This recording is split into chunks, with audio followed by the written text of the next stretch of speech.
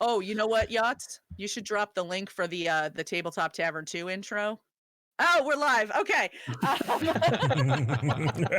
we'll do it. There you have it. Well, we should still drop the link for the Tabletop Tavern 2 intro. Good evening, everybody. I am Gamer Mom Luna, better known as Luna. Welcome to Tales from the Tavern. We were definitely having a conversation behind the scenes, and we're not paying attention to the fact that the intro just ended. So time flies when you're having fun, right? It's true. Right. It's true. Decisions were made. They weren't necessarily good ones.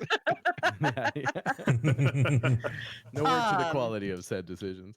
So anyway, we have a great group of people here, some familiar faces, some are brand new to us as far as being on the channel, but are people that I've had the privilege of following on Twitter for a while or communicating with in various other Discord servers. So I would like to invite our guests to go around and introduce themselves to our chat. I'm going to start with Ian. We'll start with you. Oh, fantastic. It's always good being the new guy and going first. So my name is IanMcGill. I make one-page RPG games, so very simple, mechanically simple RPG games that you can just pick up and play very easily, that fit on a single page. And also I'm the dungeon master and editor for an actual play D&D 5th edition podcast called Dragon Wings, which, long story short, is it's an adventure about a magical chicken. That's all there is to say really about that. I've also got a kitten here now, and I'm just looking at her, and there's a very real chance my webcam's going to get pulled off, so apologies if that happens. Okay. Fair enough. So if that happens, you will have to pay the kitten tax, which is that once your webcam gets set back up, we have to see the kitten on camera. So yeah, she's a good negotiator. That's a problem. They're unionized these days, aren't they? I know, it's true. It's Who's awful. teaching her? Well, thank you so much for staying up exceptionally late to be here with us. Ian is coming to us all the way from London, so yay for that. And we are very appreciative that you were willing to come and hang out with us for a couple hours tonight. Tim, we're gonna go to you next. Oh boy. Yeah, hey, I'm Tim Rohn. I am a cast member on Paradise RPG's Advantage in Paradise, and I also co-host the Tim and Shannon Power Hour on Sundays for Paradise RPG. I don't have a kitten, and so I can't really follow up any of the fun stuff that Ian talked about, but I gotta say, Ian totally sold me on a magical adventure about a chicken, so. I know, I've got to check this this podcast out, because that sounds like a lot of fun. So literally all I said is, it's about a magical chicken. It's all you need. And we all went, in the market. Yachts Optimus wants to give you both his sub and his Patreon +1s tonight. Great, I'll use them. Thank you. Can I get a roll on that?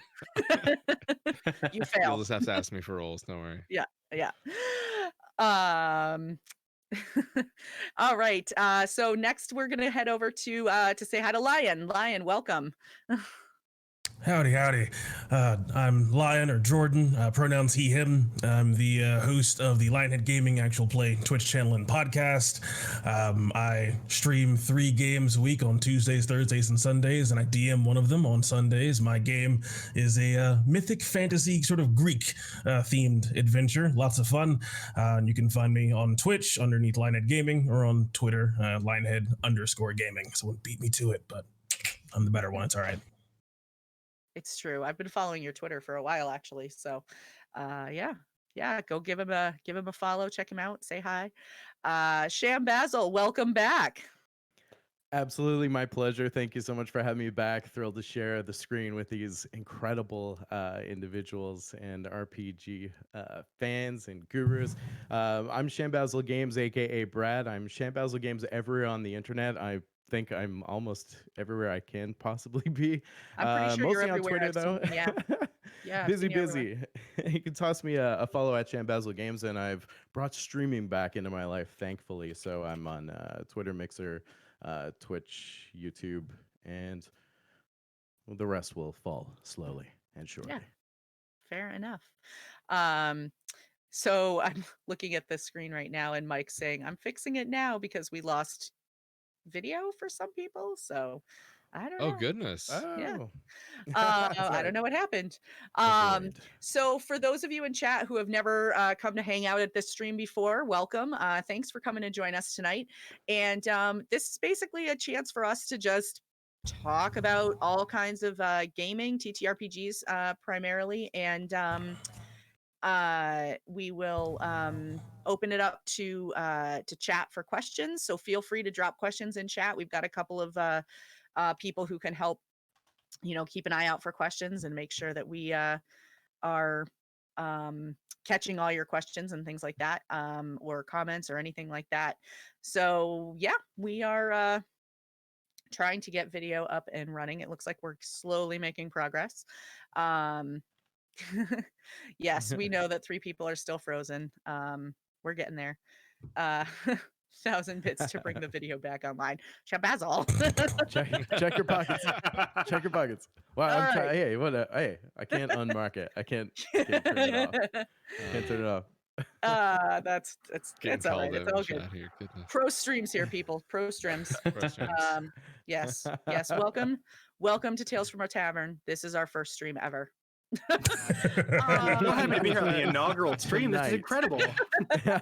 That's right. So excited for you That's the guys to real start magic. this new adventure. Right? Your production quality is amazing first time out of the Right? gate, by the I way. know. Yeah. Let's just Aside can from we technical difficulties? Yeah. but Yeah. next time let's just get another run of that intro screen. I can just watch that from now on. Totally. We'll do that Just all loop over that again. shit. It'll be fine. So I'm going to start us off with a very easy question. Normally everybody's like, oh, she's going to ask if their dice have to match. I'm not. That's not what I'm going to ask tonight. Wow. I know. You were probably all ready for that one. I was in the mirror rehearsing my answer for that actually, Yeah. but So good normally to know that every week- 3 hours was Wait, we're going wasted. out of order. Hang on, Yeah, let me get my normally I- cards. Yeah.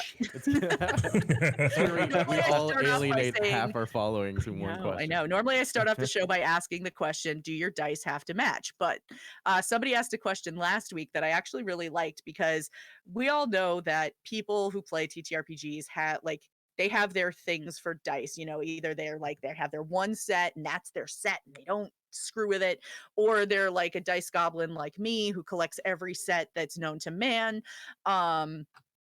So what I want to know is, other than dice, what TTRPG things do you like to collect? Who? TPKs. Yeah. I'm gonna take the Score. easy answer first. Books. Yeah, Yeah. Mm. Nice. that's fair. My collection nice. of books is growing. Player. I've gotta say, tiers, for me, it's shredded the- character sheets. Oh, sorry. Dude. Ruthless. Wow. For me, Actually- it's the dice holding stuff. Like I've got my little, here's my dice pouch right now, Oh, nice. which is leather. It's actually a tobacco pouch, but I like getting like a holder. I've never actually strapped one to my waistband, like some sort of traveling dice merchant in game, but I always imagine that when I'm getting them. So I quite like, I actually I quite really like like that collecting idea. Yeah, that's cool. yeah. I used to keep a D20 in a little it was a metal D20 in a small pouch attached to my wallet. It was just clipped right onto my wallet. People were like, what is that? Because like I'd set my wallet down, it would be like thud, because it's a metal D20. And they'd be like, what is that? And I'd pull it out. They're like, why are you walking around with a 20-sided die? And I'm like, because I might need it to make a decision someday. So I actually realized That's awesome. the weird I like thing I actually end up collecting that's not just books, because everyone has those, right? I actually just realized I have 7 GM screens and I never use any of them. But every time I see one available, like I backed the Carbon 2185 Kickstarter, got the GM screen for that. The Pathfinder 2nd edition one, I have like 7 GM screens right here on my desk, and then 2 more in my little library vault. And I only DM or play like online, so I have no use for them, but I just realized I have so many. And I guess I subconsciously like collecting them. I just like seeing like, what do the producers of this particular screen consider important for the Yeah. GM to just have on hand? And it's Yeah, interesting yeah. sort of, because like out of the 7 I have, only one of them's for Pathfinder. The other 6 are for D&D 5th edition. So they're actually all slightly different of like oh, they think you need to know this, but they think you need to know this. It's actually kind of interesting, but that's my little weird kit bash of things that I've been collecting apparently. I've lately been collecting a ton of minis. This one just arrived in the mail today. I don't know how well you can see it, but Nice. I backed the Hero Forge Kickstarter for color minis. Yeah. Mhm. Oh, And nice. so my two, we got the email not quite a month ago saying that the beta was open for the Kickstarter people, and so I got my 2 color minis today in the mail, and I was super excited. And they look really nice. The only thing I wish was that there was a little bit better detail on the face, but other than that, I really have no complaints. So minis have really become a big thing that I've started collecting. Nice. I'm with you there. I gotta throw in for minis too. Especially as soon as I started painting them, I got a lot from Reaper. I just bought a ton of bulk orders from Reaper, and of course my friends know that I'm a DM, and they buy me like Dungeons and Dragons related gifts. At least the ones who sit at my table do, because I'm sure they're trying to butter me up. But it works, by the way. So keep them coming. I love to paint them. I love to collect them. I think like especially the big ones that I set aside, I'm like that's gonna be like a week-long paint, as opposed to, if you paint minis for the table like I do, you probably try and blast through them pretty quick. So it's nice to have a couple that are really kind of like I look at art pieces. Right. Yeah. And, See, and that's the in problem my with being case, that's gonna DM. be abstract. So when you're DM, you never get that. It's like always the DM, never the bride. Don't get any any minis to play with.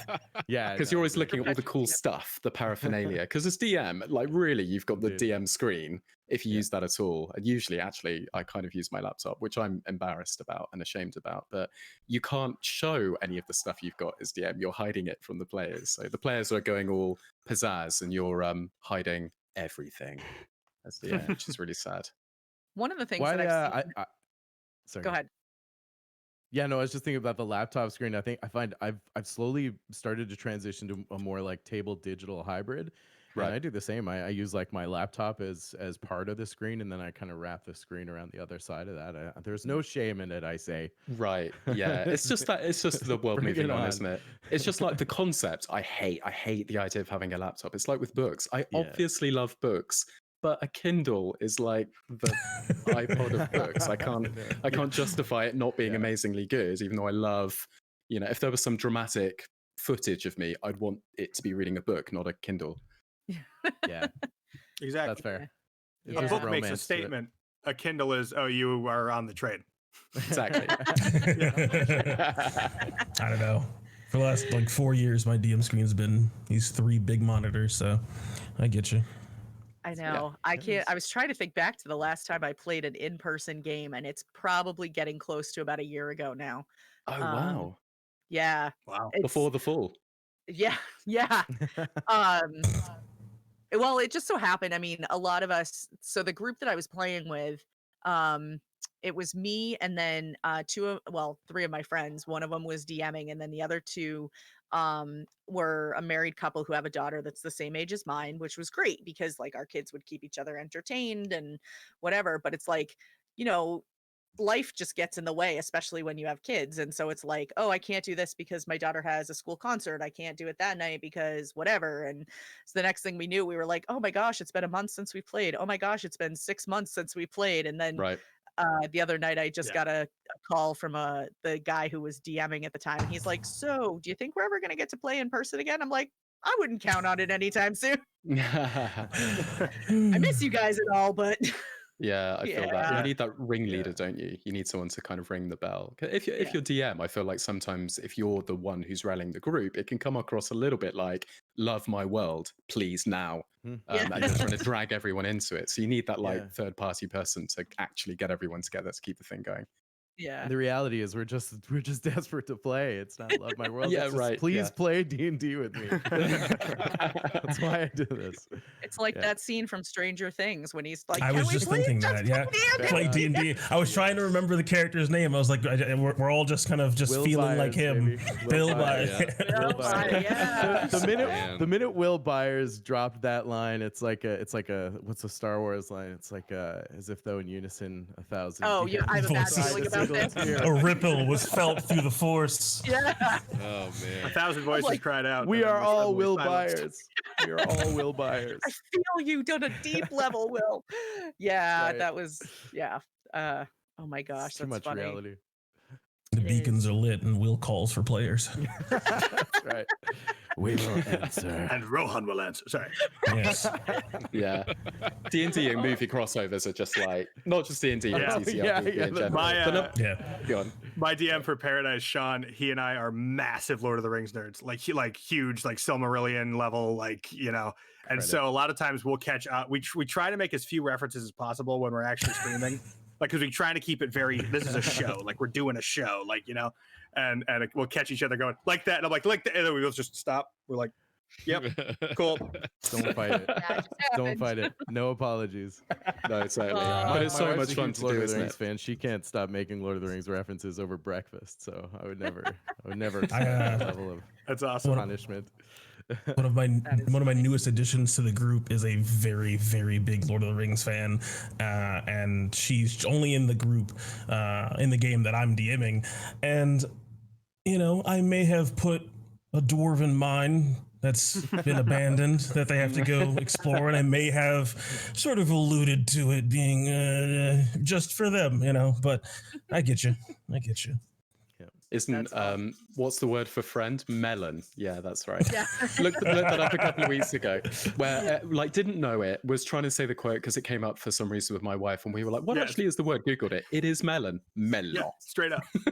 Mela. Oh Melon. my gosh. Yeah. That's so But I funny. love those movie quotes. They really make it. It's the number of times in different games with different people when it's Yeah. like someone goes, "I'm afraid," and then someone else is like, "But fear leads to anger." Something like that. Yeah. That's how we Or, find our folks, right? That's how It's we. true. Yeah. Like they're like Yeah, those that's how you know- feelers that you put out. So They're the litmus that's- test that that's our- determine if someone can be your friend. Exactly. Or like every field that any character ever walks through, they're like, and then I run my hands through the reeds, like, Like quick Just constant. offshoot from that. I was at a wedding once. My wife's friend was getting married, and Yeah. I've got this buddy who's a huge Star Trek fan. I'm not sure if any of you can relate. I haven't been a huge Star Trek fan, but it's not like I dislike it. I just never grew up with it, and I never really got an opportunity to sit down and give it its go.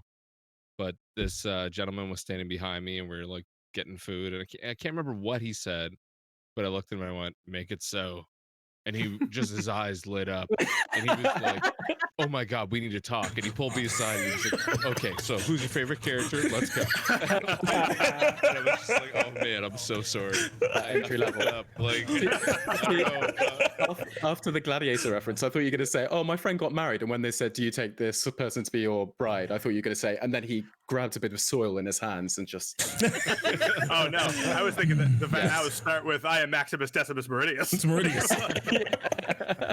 father of a murderer, son, husband of a Fiance to a murderer." betrothed. Yeah. Gosh. That's so You were funny. talking about it being like a litmus test, Yeah. to find our folks out there. You know, I've been on a lot of dating apps, obviously, because that's how fucking romance works nowadays. Quarantine's made that real fun, by the way. So I spent some time until this really didn't work. There's a famous meme from Star Wars, the "Hello there," and then it's General Kenobi. Kenobi. So every time, Yeah. the first thing I would message to every single one of these poor girls was "Hello there" with like an exclamation point, and none of them responded with General Kenobi. So I haven't been on any dates at the point. So if it makes you feel any better, I myself have spent a lot of time on dating apps, and I finally just got to the point where I was like updating my profile one time, and I'm like, screw it. I stream Pathfinder campaigns 2 nights a week on Twitch. Like, Right. I'm like, I'm gonna put this out there because so many people are either gonna be like, okay, that's the girl for me, or oh my god, run. So Yeah. Might as well be upfront about it. You know? Yeah, do it now. Why not? Right? Yeah. It's Yeah. a filter. It's not. That's I Absolutely. think that Yeah. makes sense. absolutely. Start That's hard with to keep a common secret ground, as right? well. If you're Yeah. not I just opening up imagine your people on first Tinder- line, Sorry, I just imagine people on Tinder being like, if I swipe, I might get into one of her games. Yeah, we should give this a go. Yeah, that's right. If she's cool, like maybe she should invite me to the table, even if things don't Smiling- work out. smiling like- chat. Across 4 the weeks top, on I Roll20. DM all the time. Yeah. there you go. Tired of For- rejection on Roll20. Trying my luck here. looking for a DM and a girlfriend. There you So how go. come there's no D&D dating apps out there? Oh my god, that would be So- I amazing. know there's I like thought about gaming creating ones. dating Oh, jeez. a couple months ago, and it would be like, instead of what's your sign, it's what's your class, and like I thought I'm not a web developer, so that's pretty much where it ended, to be Yeah. honest. But That's sort of the problem. I imagine I've- dungeons and dating might send the wrong. You might Yeah, get I can see that. DSM I can see group. that. I don't True, know. that's true. You'd Well, find people who want to be DMs in the Dragon? bedroom. Yeah. I have There's a seen category for that. different like Dragon. web apps or things of that nature sort of being made or worked on to bring groups together, not for dating Yeah. but for playing, that have a sort of Tinder-esque kind of thing of like, hey, I want to play a fighter. Does anyone need a 5th level fighter in my area? Oh, Yeah. you do? Cool. so I'll cool. come. I was like, all right, okay, I can Yeah. see where this, capitalizing on this sense. idea. Yeah. Swipe So for there Like was- initiative. systems and stuff too. That'd be great. Yeah. Yeah, it's pictures of your exactly. character art, not you. Right. and you're like, no PC looks like that IRL. Okay. It's Wait, like, you're Let's see the do real we really thing. want to invite we don't- Thrawn to your guys? Yeah. They might be We don't catfishing like- us. They say they're a fighter, but they're actually a wizard, guys. I can This tell. is a hexblade. I'm telling you, this is a hexblade warlock, not a fighter. I'm telling you. Hexblade Sorkin, obviously. Those abs are illustrated. That's jeez. that's like, You didn't hand draw this, you sack of. Oh my gosh. I think I we found for our about niche 6 right months here. last year, I was Yeah. dating a guy who is a perpetual DM, and I never played in any of the games that he DM'd, mostly because I get fiercely competitive sometimes, and I've made the mistake of playing in campaigns that like my ex-husband used to DM and stuff like that, and that never ended well. And somebody in chat just went, could be a mimic. And so it was funny because there was kind of a running gag between me and this guy, and he would be like, hey, while you're up, could you grab me a drink from the kitchen, or something like that? And I'd be like, you're not the DM of me, and I ended up buying a t-shirt that says that. It says, you're not the DM of me, so 5 foot step Yes. off. And then I was like, Doing oh it my right. gosh. So yeah, he got so sick of hearing me say that. He's like, I'm just, never mind, forget it. Wow. Puts a whole That's new like- spin on being engaged as well. Yeah. That's right. I cannot get away because she'll get an No. opportunity attack on me. Honey, you didn't do the dishes again. Love it. Roll for I love initiative. Roll for initiative. I'm sure I'm gonna hear that from my fiance now. And she's gonna be like, well, you have to disengage. Like, well, Exactly. Honey, can you take out the trash? Yeah, I'm engaged, so I probably should. yeah. Or just drop it at the door, turn around, and be like, out of movement. Yeah. Maybe next You could have taken the turn. dash action, all right? Use my action. Sorry, I've already taken my move this turn. I can't bring stuff out. Sorry. I couldn't possibly split the party. Yeah, no way. Oh man. We're doing this all night, so just strap in. One more terrible jokes. This is Hang happening. around. Yeah. Welcome It's a to true stream. You come to the right welcome to tavern. Rips from the Tavern. This We're really just did riffing actually on the become, same jokes. this really did become the Tavern After Dark, didn't it? Mhm. So actually I am gonna change gears though, because we did have a question finally come in from chat. Thank you, Jim the Dim. Jim would like to know Love about Jim. everyone's favorite TPK. Ooh. Okay. So anybody who I've wants got to one. start, feel Yeah, free I've to got jump one. I was actually DMing for this one, so I don't know if this counts. So I apologize if it doesn't. But first game I ever DM'd, I was using the Genesis system actually from Fantasy Flight, because that was just what I had experienced first. Whenever because we did the Star Wars campaign first, because I'm a huge Star Wars nerd. So I knew that, and I kind of built this story around it. And it was a flintlock fantasy period, so everybody has muskets and black powder pistols and stuff like that. But what ends up happening is my really intelligent party is standing on an ammunition magazine in like an armory. It's just powder magazine. It's just barrels and barrels of black powder. And one of them's like, all right, I'm gonna shoot that oil lantern, because there's guys coming at him, and I'm like, you're gonna shoot the oil lantern. And he's like, yeah, I'm gonna shoot that oil lantern because I want to light a fire and stop these guys coming in. And I'm like, in the powder magazine? He goes, yeah. I go, you sure? None of the party members is like, hey, it's a bad idea. Like, nobody's like, we shouldn't do that. They're like, yeah, cool, sounds good to me. I go, okay. He does it, makes the shot, thing lights on fire, the whole thing goes up, blows everybody up. I give him like a Crota like last chance luck ditch saves, just like, all right, well, your buddy did this to you, so at least you can try and get out of this. And only one of them passes, and one of them like is right on the edge. So I'm like, all right, you're unconscious but alive. And then the other one looks around and he goes, there's no way we're recovering from this. So he walks over and just bayonets the wounded guy and says, like, I forget what the country was, but like he pretends he's been a double agent the whole time, and then he walks away into the fire. And I was like, we're done. That's over. Oh my gosh. Nice. We, I don't know about actual TPK. Definitely my favorite moment, very, very close to a TPK, is when you're playing a campaign and everyone, like, the tone of the game changes because everybody feels like they're about to all die. That's like a really quite like a Schadenfreude-esque lovely moment when everyone stops cocking around and they're like, I actually would be really upset if my character died right now. And I can think of a couple of those in particular. There was one like in some kind of barn with a bunch of assassins that jumped out or something like that, but they ended up just having, you could see the pleading look in their eyes. You just had to kind of let them negotiate their way out of the engagement. Otherwise, they would just be really upset. You could tell it would ruin their day and week. It's interesting to me because we came a little while ago in one of my games. We came really, really close to a TPK. We could it started just death spiraling at the end of a dungeon, dealing with the boss. The boss was frankly a bit too much for what we had been through getting to that point. And we were just fighting desperately, and everyone was like really serious, everyone doing the best thing they possibly could, trying to win it out in the end.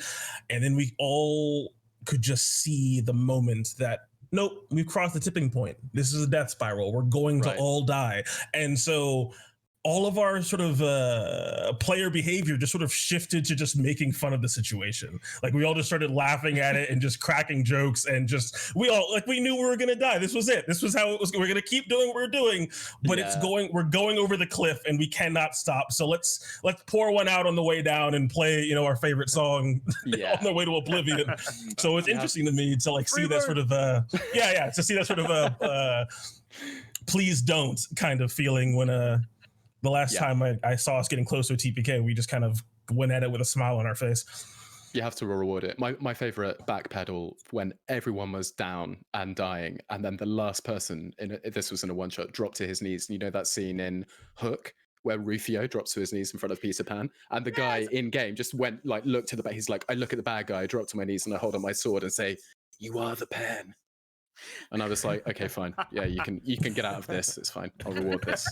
I think that's it. I think it's the creativity is and I to answer the question, I'll start there. I talk a big game, but I've never TPK'd. I've come really close sometimes, and I do talk about it a lot and share some comments about it and have conversations with others about it. The closest I've come was actually last Wednesday. It was the first episode of DM's Guild Feature Showcase, shameless plug, which is our stream actual play, and it was, of course, the first session. And you all know, I'm sure we can all appreciate how vulnerable level 1 really is, which makes it exciting and beautiful. Like you said, there's a really great tension around it, and the threat of death has to be real in order for it to be to build that tension and to have that element in your game. Without it, I think it really suffers. So this was something that just came really. It was actually a random encounter too. They might know that now if they see this, but yeah, sorry, I just made that up. That thing that almost ended. Crap. Anyway, but Your the death other would have thing too is- served no purpose. yeah, it would have been like a random encounter. A pack of wargs. It was really nothing fantastic, but what was fantastic was in those dire moments. That's no pun intended. There was a spark of really great creativity where Angela Pleasantdoom, who plays Glitter Bomb, just like lit up a limb of a Christmas tree or a tree that she was hiding in, and used thaumaturgy to create an opportunity where she could intimidate them from backing off because they're beasts, which probably wouldn't have worked in the same way if it was any other type of thing. The other thing I became so aware of is, like I said, I don't fudge rolls. I think like I'm an arbiter of the dice, right? We try to be as impartial as we can. Mhm. But it was suddenly extremely, I suddenly became extremely aware that on stream, all of my rolls are in the open, at least to anyone who's watching. So the fact that I couldn't, even if I wanted to, I guess I'd always known that the option is there if things get really bad, or you know, like Lion said, if things are a little overtuned. That's the cat. I've been It's the watching your cat, yeah. cat in the There's background there. just slowly escalate in level of asshole. It's That great. literally impossible So what she just knocked cute. over, but she did do it. Sorry, carry on. It's amazing. Love cats. The yeah, but it was more like that kind of heightened awareness, and I realized at that moment that's probably the closest I've ever been to, like, we always know someone's the DM or the GM and the group is the players. There's, no matter how on the level you are, there's always some kind of distinction. In that moment, I felt like I was literally out of body, just there on the same side of the screen as them, just watching it and fearing it. And that was probably like one of the most memorable experiences that I've had at the table. Yeah. Yeah. How do you guys feel about becoming a player in that sense? Because I think there are probably two broad schools there, where you've got the DM who the nature of the game is that they have everything pretty much fully prepared. You know, you don't have so many wandering monster tables, you don't have so much random chance in terms of what's going to happen, and they're possibly maybe fudging rolls sometimes, which is fine. And then the other version is that, you know, all rolls are out front. You've got random elements to like which monsters you're encountering, which traps are getting set off, which paths, you know, people are taking on the roll of a dice, which everybody's taking part in. Do you find that you follow one of those two? I feel it's, correct me if I misread this, but like with the question whether you roll in secret, is that, did I? Yeah, like just both, because missed it I think you at least I find, I think the way that I've DM'd has changed quite a lot since when I first started. I think most DMs who start out are very, it's got to be like this, then this, then this, then this. And I can't imagine it straying from that path. Like, what if they don't walk towards the village? So I've got to create some kind of magic wall behind the entire world behind us. Otherwise, this isn't going to happen and I won't be able to run it. But then maybe over time, you get a bit more loosey-goosey and it's quite fun to introduce more random elements. So like rolling things like, you know, oh, it's going to be one of these 20 monsters on this wandering monster table or something like that, maybe comes into play a little bit more. I really, personally, I really think that's part of the evolution, and I have to believe that everybody, if not most GMs, will go through this. I think it's when you're kind of new to it, there's so much material, right? There's published things, there are authors who work hard on this material. I think there's a natural need to want to be honest to that and be true to it, and that kind of forces us into thinking, okay, we've got to do things this way. Or even if you homebrew, then you are the author, so same rule still applies, right? You want to be true to your vision. And I think when things are new, it's natural to want to like not stray from that, or maybe it takes time to develop the instincts to be comfortable when things do stray from it. So I think it's two-part. One, I think it's a need to keep to the what was intended, and two, I think it's also driven by a fear of how am I goes outside of that. Am I going to be able to do my players justice? So I think as you spend more time behind the screen, that starts to fall away a little bit. You get faster on your feet. You get used to roll with it. And I went through that evolution recently, so I don't think it's a matter of how long you've done it or not. I think it's just a matter of everybody comes by it on their own in their own time. When you do, if anyone's listening to this and you're going through that, it actually gets a lot easier the more you start to forget about the binds, let's say, or the guardrails. See, I feel, I don't want to say I disagree because I don't. I feel like I personally, my philosophy, I guess, with DMing is sort of half and half of what you said, where I like to know what it is the players are going to be getting themselves into because they have told me what they want to do, especially if you're doing like a sort of sandbox sort of thing of like, hey, where are you guys gonna go? Oh, we're gonna go to San Francisco. All right, I'm going to prepare San Francisco so you can go there and it will be nice and you'll have fun. And if they decide, you know what, we're going to San Francisco, but we're just gonna take a right and go to Denver, you just have to be ready to improvise and play off of it and just work with it as it's coming up. So like I think there is a healthy balance of both things to have. When it comes to like, you know, prepping and just sort of playing off of whatever you can think of and just having like a sort of general idea of most things of like, well, I don't need to have everything laid out in Denver because they're just stopping there. They're going to keep going where they said they were going eventually, but I can work with whatever it is they want to do there for the time that they're there. And then when they keep it moving, I'll be ready for San Francisco, right? Because like the game I'm running on Sundays is it's technically a pre-written campaign. It's Odyssey of the Dragon Lords. They did a big Kickstarter for it. And I've taken that book and I have twisted and turned it into my own amalgamation of ideas where it barely looks like what the book actually says. It's what I want it to be. And then they can choose where it is they want to go in that huge world, and I'll just do what I need to do to play with what they want to do, you know? That's fair too. I think I have less experience in like an open sandbox, like throw people in and say like, okay, what do you want to do, and rolling with the punches. I agree with you there, Lion, too. I think it's a healthy mix of both. I just think that in the beginning, I think people are more inclined to stick to the script because the unknown is so unknown. That's and then definitely between you land in the middle. There's a big there's a big Discord server for that book, and there are some people who are sticking to it very heavily, and like they stick to like the published things from WotC, like they're just running Curse of Strahd exactly how it says to do it, and I'm like, you know, the books are more like guidelines than actual rules. That's definitely my way of looking at it. And then to address the other point that you mentioned, roll in the open. Always roll in the open. Interesting. I'm very much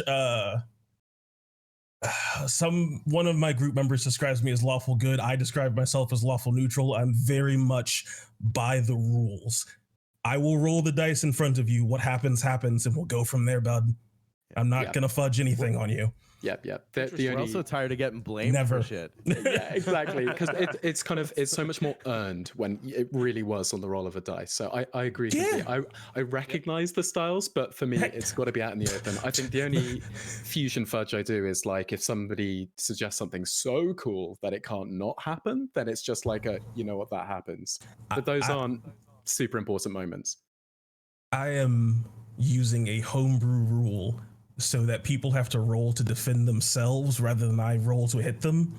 So you know, if you roll in that one and you get crit, well, describe what happened to you.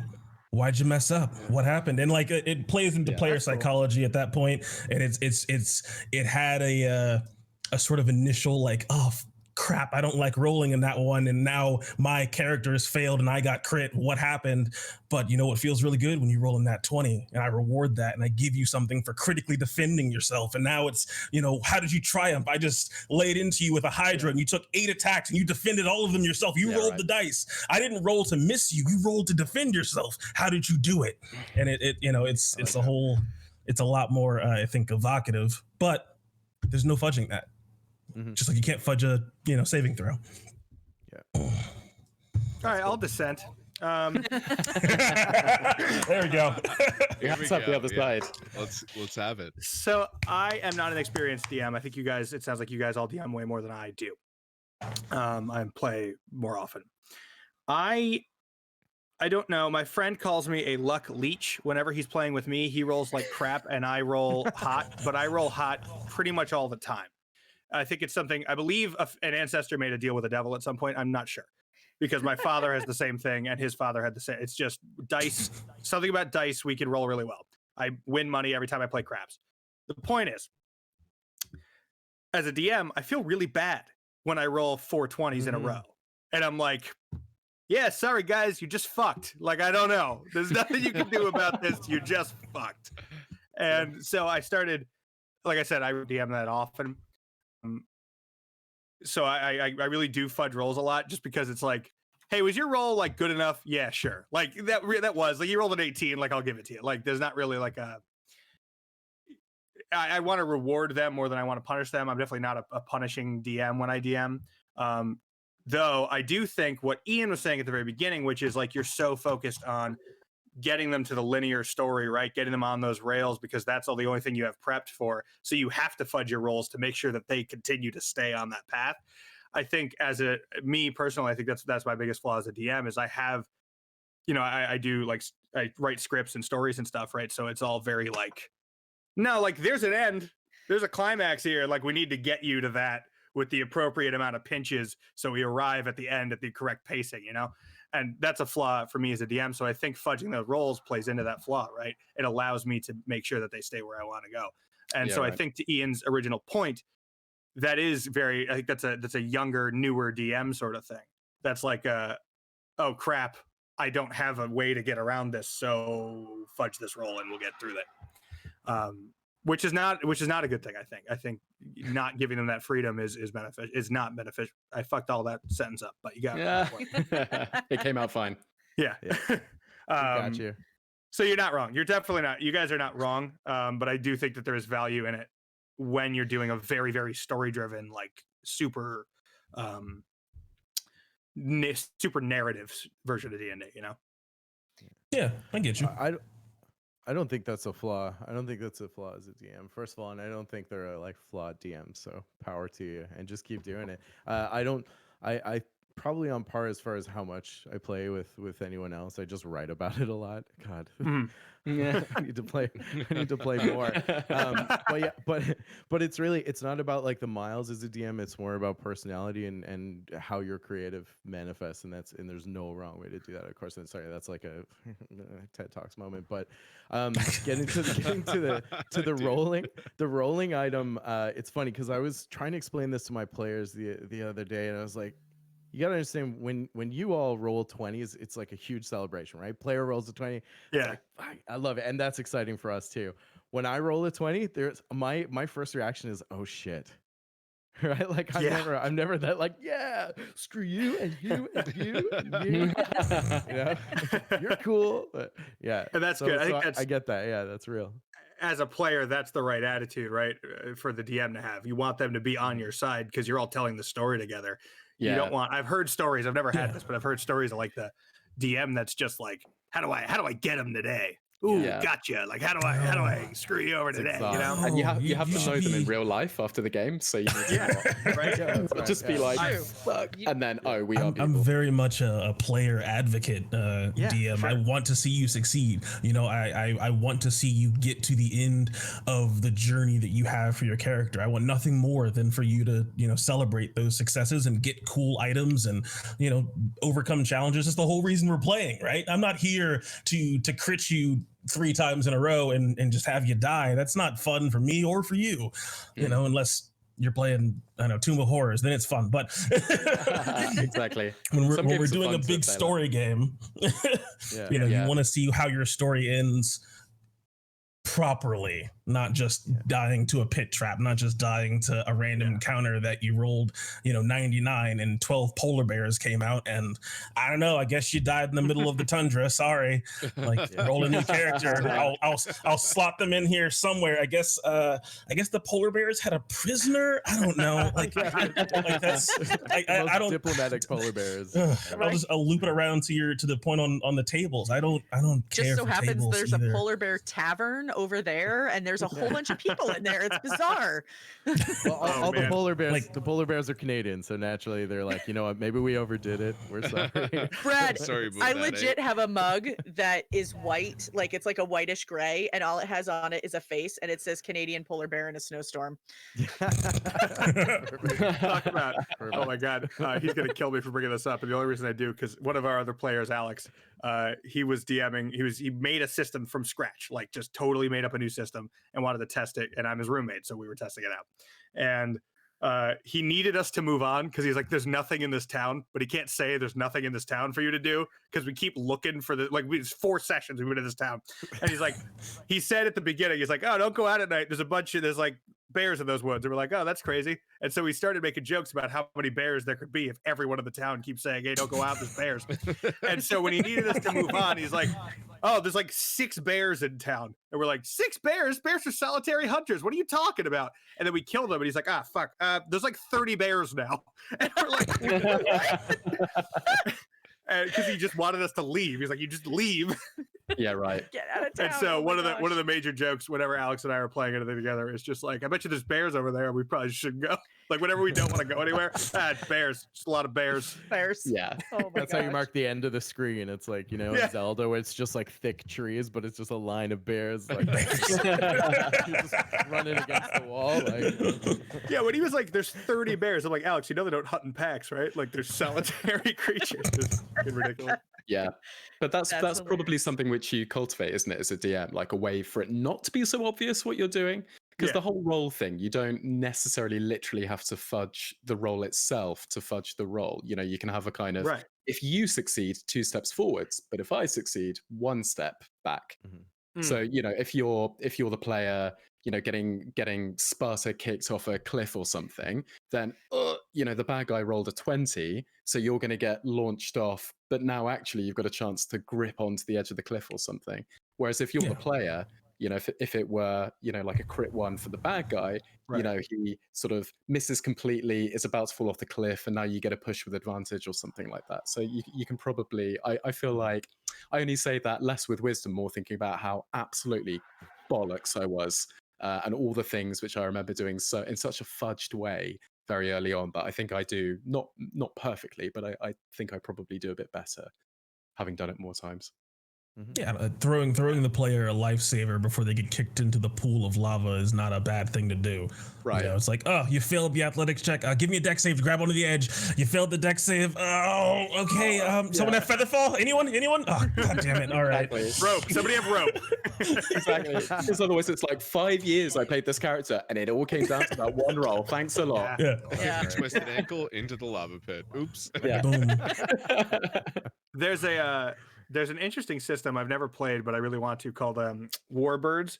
And the thing about that, like you're in that game, you really can't die unless you, as the player, declare I'm putting my life on the line here. And basically it gives you advantages to your rolls. But when you take damage, it counts for more and like can actually kill you more quickly, which I thought was a really interesting choice. That's So you have like those you're empowering the player to have those sort of narrative tools to be like, I'm going to make the final run, the final pass on the conning tower and try to blow it up. And I know all the anti-aircraft guns are going to be focused on me, but I need to succeed. I'm going to risk my life, risk it all. Get out of here, guys. That's really cool. That's a really cool idea, a way of doing that. That system, I like I said, I haven't played, but it's all about like reading the book. It's constantly like, this is a pulpy, like fun, like graphic novel-y system. Just like make it be, hey, they want to do something cool, awesome. Just like tell them that like, oh, this will be a hard thing, or like this will be, it's cool. It's a really interesting system. Yeah, the first thing that popped into my mind when you said it was like Battlestar Galactica and Star Wars. Yeah. So like that took me right to pulp immediately. I was like, yeah, I can see it. They have a space age source book for it. So, that sounds interesting. So we've got about 10 minutes until we go to break. So that actually leads me into, I know it goes fast, doesn't it? Inevitably, like I said, there's always the question of what is your favorite system? So what I want to know is not even necessarily what's your favorite system, but like what systems have you played that you really enjoy or that you really don't enjoy, and why? I'll kick in because I'm going to set the bar pretty low. I'm a D&D 5e. That's kind of my thing. I've kind of focused into that niche or niche for our American friends.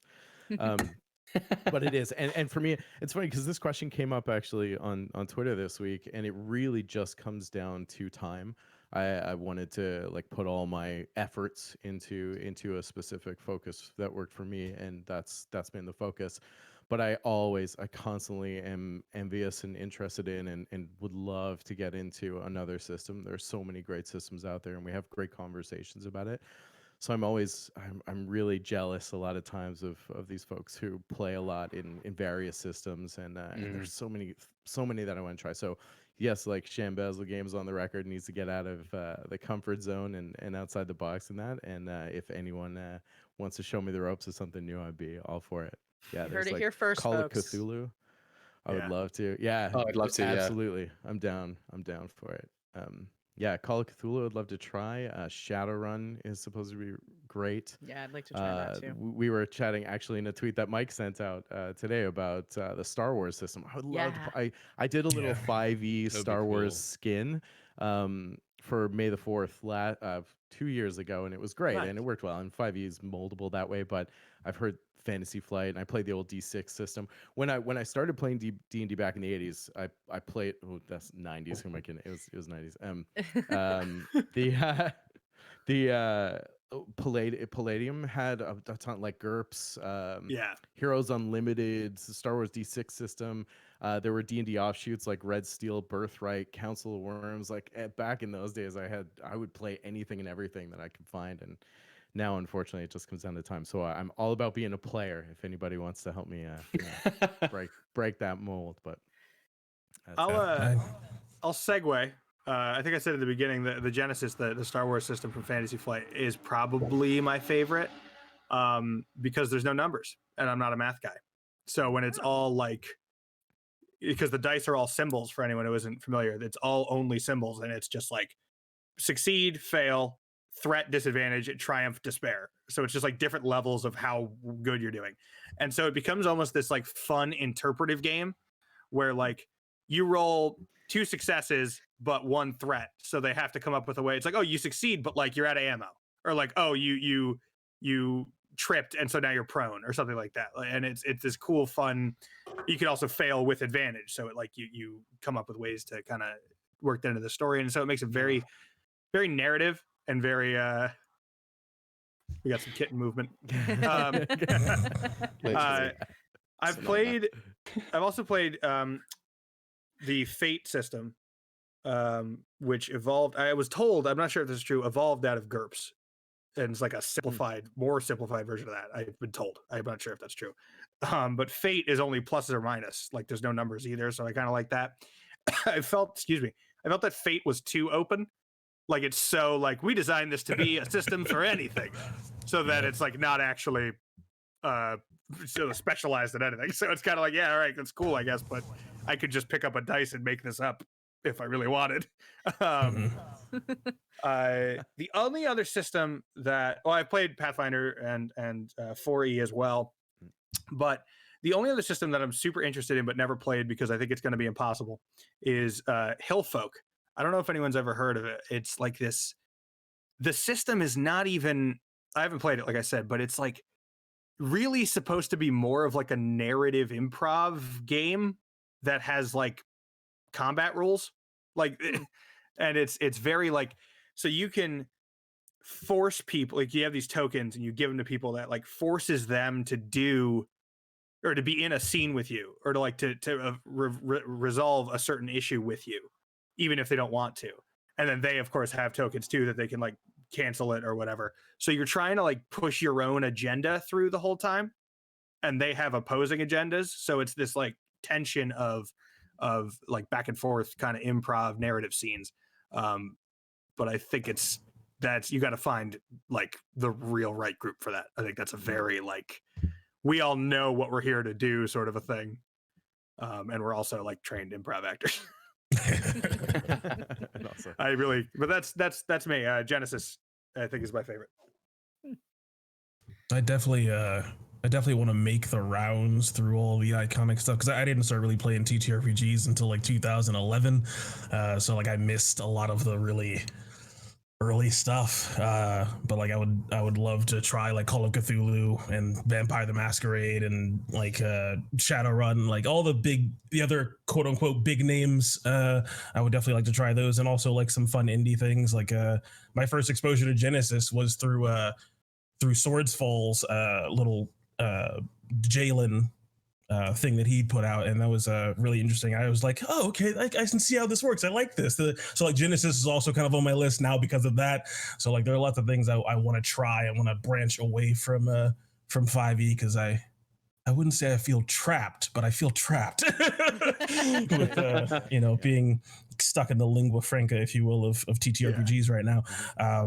But to answer the original question, I'm gonna jump on the grenade and say that 4th edition is probably my favorite. It doesn't deserve. Wow.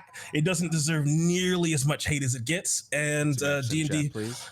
yeah, D&D 5th edition is built upon its grave in a very obvious way to people who've really played it and enjoyed it. I miss lots of things from 4e so much. I love that system, but it also may have a little bit of pink rose-tinted glasses because it was my introduction to TTRPGs in general. So like I came in swinging into 4th edition of like, what is D&D? D&D is this. This is awesome. I love it. It's pretend with rules and I can do whatever I want. But, I played that for a long time and had a lot of fun with it and miss it dearly and try to bring bits and pieces of it back where I can into 5th edition because surprise, surprise, it slots in really well. I started playing TTRPGs fairly close to the same time you did, Lion. I started playing around 2008, 2009, but it was still pre 4th edition. So I came in learning on 3.5. And so I learned that. I knew of things like Pathfinder and some of the other systems that were out there at that time, and and now like I'm starting to like, now we're I stream in 2 Pathfinder campaigns here on this channel, and then on another channel I stream. It's kind of this weird mashup between World of Darkness and Savage Worlds. So we appropriately call it Savage Worlds of Darkness. So we use the Savage Worlds rule set, but we take the lore from World of Darkness, sort of that White Wolf piece that, like Vampire the Masquerade came out of and that sort of thing. So, yeah, so that's been really fun. And then, like I was saying, actually, before we went live, tomorrow night, I'm doing a play test of the new the Zweihander Grim and Perilous system, which is all like, it's all based on a D100. So it's wild. The whole character creation, the character that I made, everything you do for this character is literally based on a D100 roll. So I ended up with an 8'2" ogre who has watery eyes and is like this character that like everybody loves her, like she's like the life of the party, but she hates people. So like we're trying to figure out how that's gonna work. And then of course in the course of doing character creation with everything, you have to roll for like all of your background stuff. So she is a knave and uses like a stiletto and stuff like that. But of course we were talking and of course we're goofing around and things get silly during character creation, especially when it's all random. And so we're talking about this 8'2" ogre with a stiletto, and all I can picture is an 8'2" ogre wearing a shoe stiletto, like one stiletto, doing like the walk of shame on the way home after the after a night at the club kind of thing. So yeah. So of course now this is like the character I have built up in my head. So I'm like, that's gonna be interesting. I think those things are wonderful. Like just the fact that it forces you out of your comfort zone so much. You would never in a million years have made an 8'2" ogre, would you? Nope. No. That is so freaking cool. Because now, Yeah. how are you going to reconcile the fact that she's the life of the party but hates everyone? And like, I know, I'm convincingly trying to play figure that off? out. That's amazing. It's Yeah. brilliant. I love it. Yeah. Yeah. This internal character conflict. I know. It'll be very interesting. So I'm glad it's not going to be streamed because that would be a mess.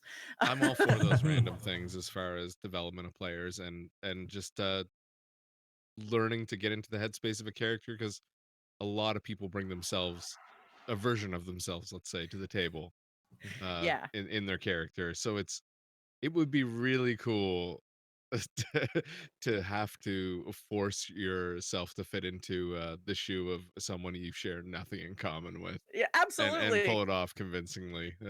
I love it. Yep. I'm not sure how that's going to happen. So it'll be an adventure. That's for sure. Well, we are just about at break time. So why don't we take a quick, 5-10 minute break? You guys can get up, stretch your legs, use the restroom, refill drinks, chat. You can all do the same, but please come back while you're, we've got a bunch more time after the break. We'll be back for another hour afterwards. So, stick around and don't forget to put your questions in chat if you have questions for anybody. We're here and more than willing to answer questions from all of you guys. Yes, hashtag free the P. And if you don't know, I will explain it after the break. No explanation geez. needed. I And think it's now- a Yeah, I one. Seems feel to like make I sense. immediately understood that. and that's Yeah, the no, first time I I'm pretty heard, much so. on board already. Yeah. Yeah. And now Oh a my message from gosh. our sponsors. Yeah. Stick around, because when we come back, we're gonna find out what Ian's cat is finding in that box behind him right now. So Yes. Next time. Also, when- Dragon Ball adorable. Z. go over and visit. Yeah, you won't believe Also, when what we come happened back, next. I want to find out more about Ian's one pagers when we come back. Yeah. Oh my I want to God. talk more Yes, about that. yes. So, Yeah. all right, we'll see you in a few minutes, guys. I can't count backwards. All right, we are back. Welcome back. You probably just caught me saying that I don't know how to count backwards. So that was fun. Hope you guys all had a great break. Thank you for coming back and joining us for the second half of our show. I'm going to dive right in. So, Ian, I'm going to put you on the spot. Tell me about your one-pagers and how do you come up with the ideas for stuff like that?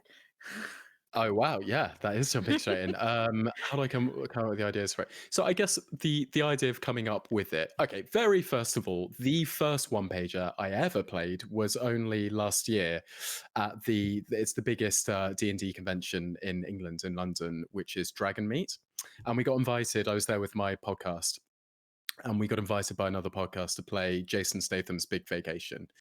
Which is a lot of fun, and I really recommend it. And it was definitely like a kind of gateway thing for me, because it was the first time I hadn't played a complicated system. And the benefit of it is that it's all on one page, obviously, and the mechanics are super simple but interesting enough where you can still play it with a kind of engaged crew, at least for an hour or two.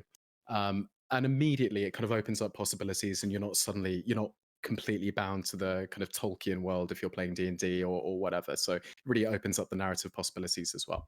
So in terms of how do I come up with the one-page RPGs that I've been writing, I think I just probably think of some kind of pun or funny phrase and then work backwards.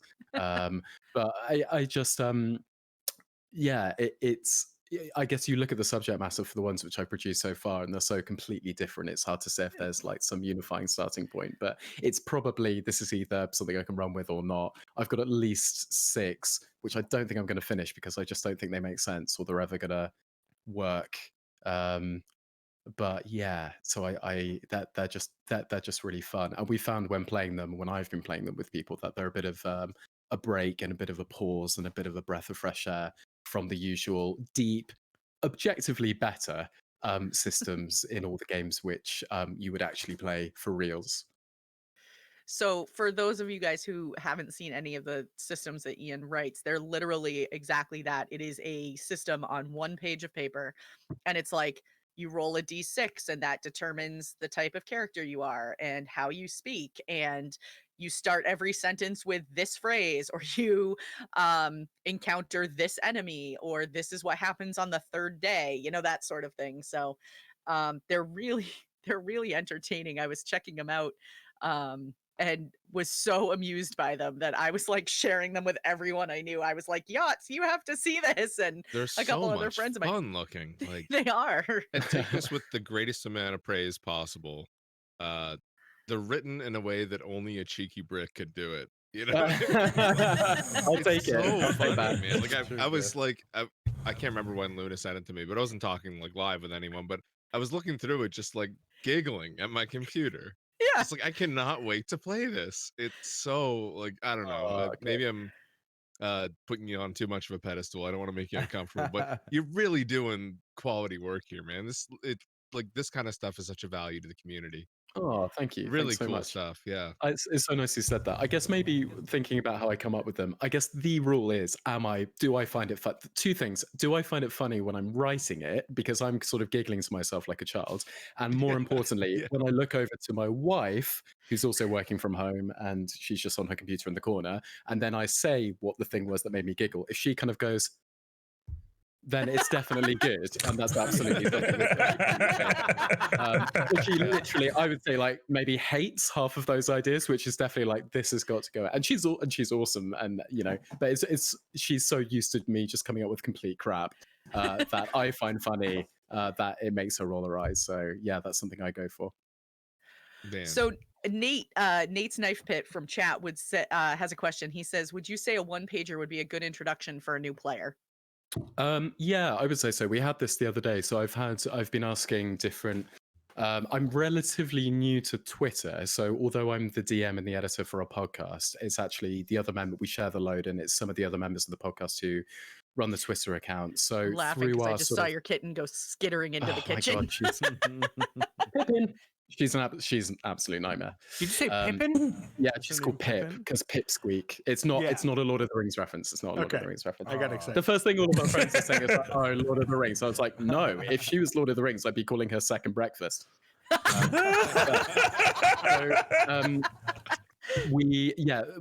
So new players. Back to the question. We had an absolute doesn't play RPGs at all player playtest, and I was saying that through the podcast contacts. We've got lots of pockets of people around the world and around the community, and some of my friends as well, who've been playtesting some of these games. So yeah, we've had new players play them who've never played before ever. And if anything, it was a bit of a gateway. The one I'm thinking of was one of the one pages is called Ogre Boogaloo, which is where you're a bunch I was of reading humans. that one the other day. Yeah, it's kind of stupid. I described it to the group who were playtesting it as, I don't think this works, and I don't think you can win. But they did. You're basically a bunch of humans who have to survive at an ogre nightclub, and you just decide on the name of the club. There are a bunch of tables for rolling. There's a load of random stuff which you can do, and the main mechanic is that, you know, there's like a rolling mechanic, a fail and success, and if you fail, then the game master has to roll the dice to determine which of your limbs that you lose, which is probably from an ogre. If you lose the head, you just die. If you lose 3 limbs, you die. And if you lose a limb that you've already lost, then one of the other players loses their limbs. And also, when a limb is lost, there's an escalation mechanic. So you've got to keep rolling until somebody succeeds or somebody dies. So it was fun to overhear, because although I didn't take part in it for the playtest, I could hear them playing. And, you know, like the first roll, somebody lost their head by the doorman. That was a lot of fun. But yeah, so I would say, like, in answer to the question, yeah, I think so. I think it's a good gateway mechanic light thing. And one of the big, I've just finished writing a blog post for someone talking about this a little bit. And I think one of the big barriers to entry with D&D is that, not for me personally, but I know anecdotally from friends who don't play, who now play, or friends who still don't play, that they look at the game and think, that just sounds really complicated. And it's not. And 5th edition especially isn't. And, you know, come on, anybody, by the end of your first session, you can basically play it about as well as you'll ever play it, even if you're a bit slow at playing it. But I think one of the big benefits of the one pager is that it removes at least that barrier to entry, and that at least the mechanics are simple. And then you can just get straight into the good stuff, which is the improvisation and the character work and the bouncing off of each other. So I would say so. Then again, I'm kind of biased because I write one-page RPGs. So Yachts, I'm gonna turn the focus on you, going back to new players, because you Sure. have not been playing quite as long as everybody else here. No. So what both based on what Ian just said and then your own experience, what advice would you give to somebody that's brand new to jumping into the TTRPG world or interested in starting Oh, out for the first time? oh. And for people who don't know, tell us how long you've been playing. Yeah, so I did well, how long have we been playing? Why don't you answer Not that quite for a me? year. Not quite a year. There we go. Okay. For all you out there, for all of the other yachts in the audience, if anyone's listening to this or watching this later and you were kind of interested in junior high maybe and it just like never really happened, like maybe you had some buds who played in high school but like you weren't that tight with them, so you never really got into it, but you were always kind of like it piqued your interest a little bit. Just yeah, I can say okay, just fucking do it. What are you waiting for? Yeah. It I was so apprehensive because you think like, okay, I got to get all these rules straight. I got to get my math on point or like I'm going to get laughed at. And like not only that, I've never improvised. What if I'm not funny?